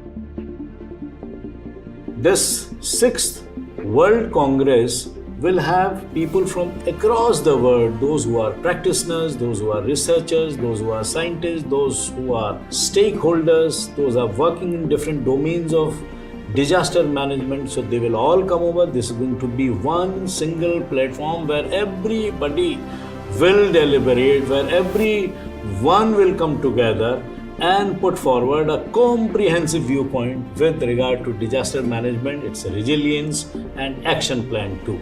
Do come over. Thank you so much. Namaskar.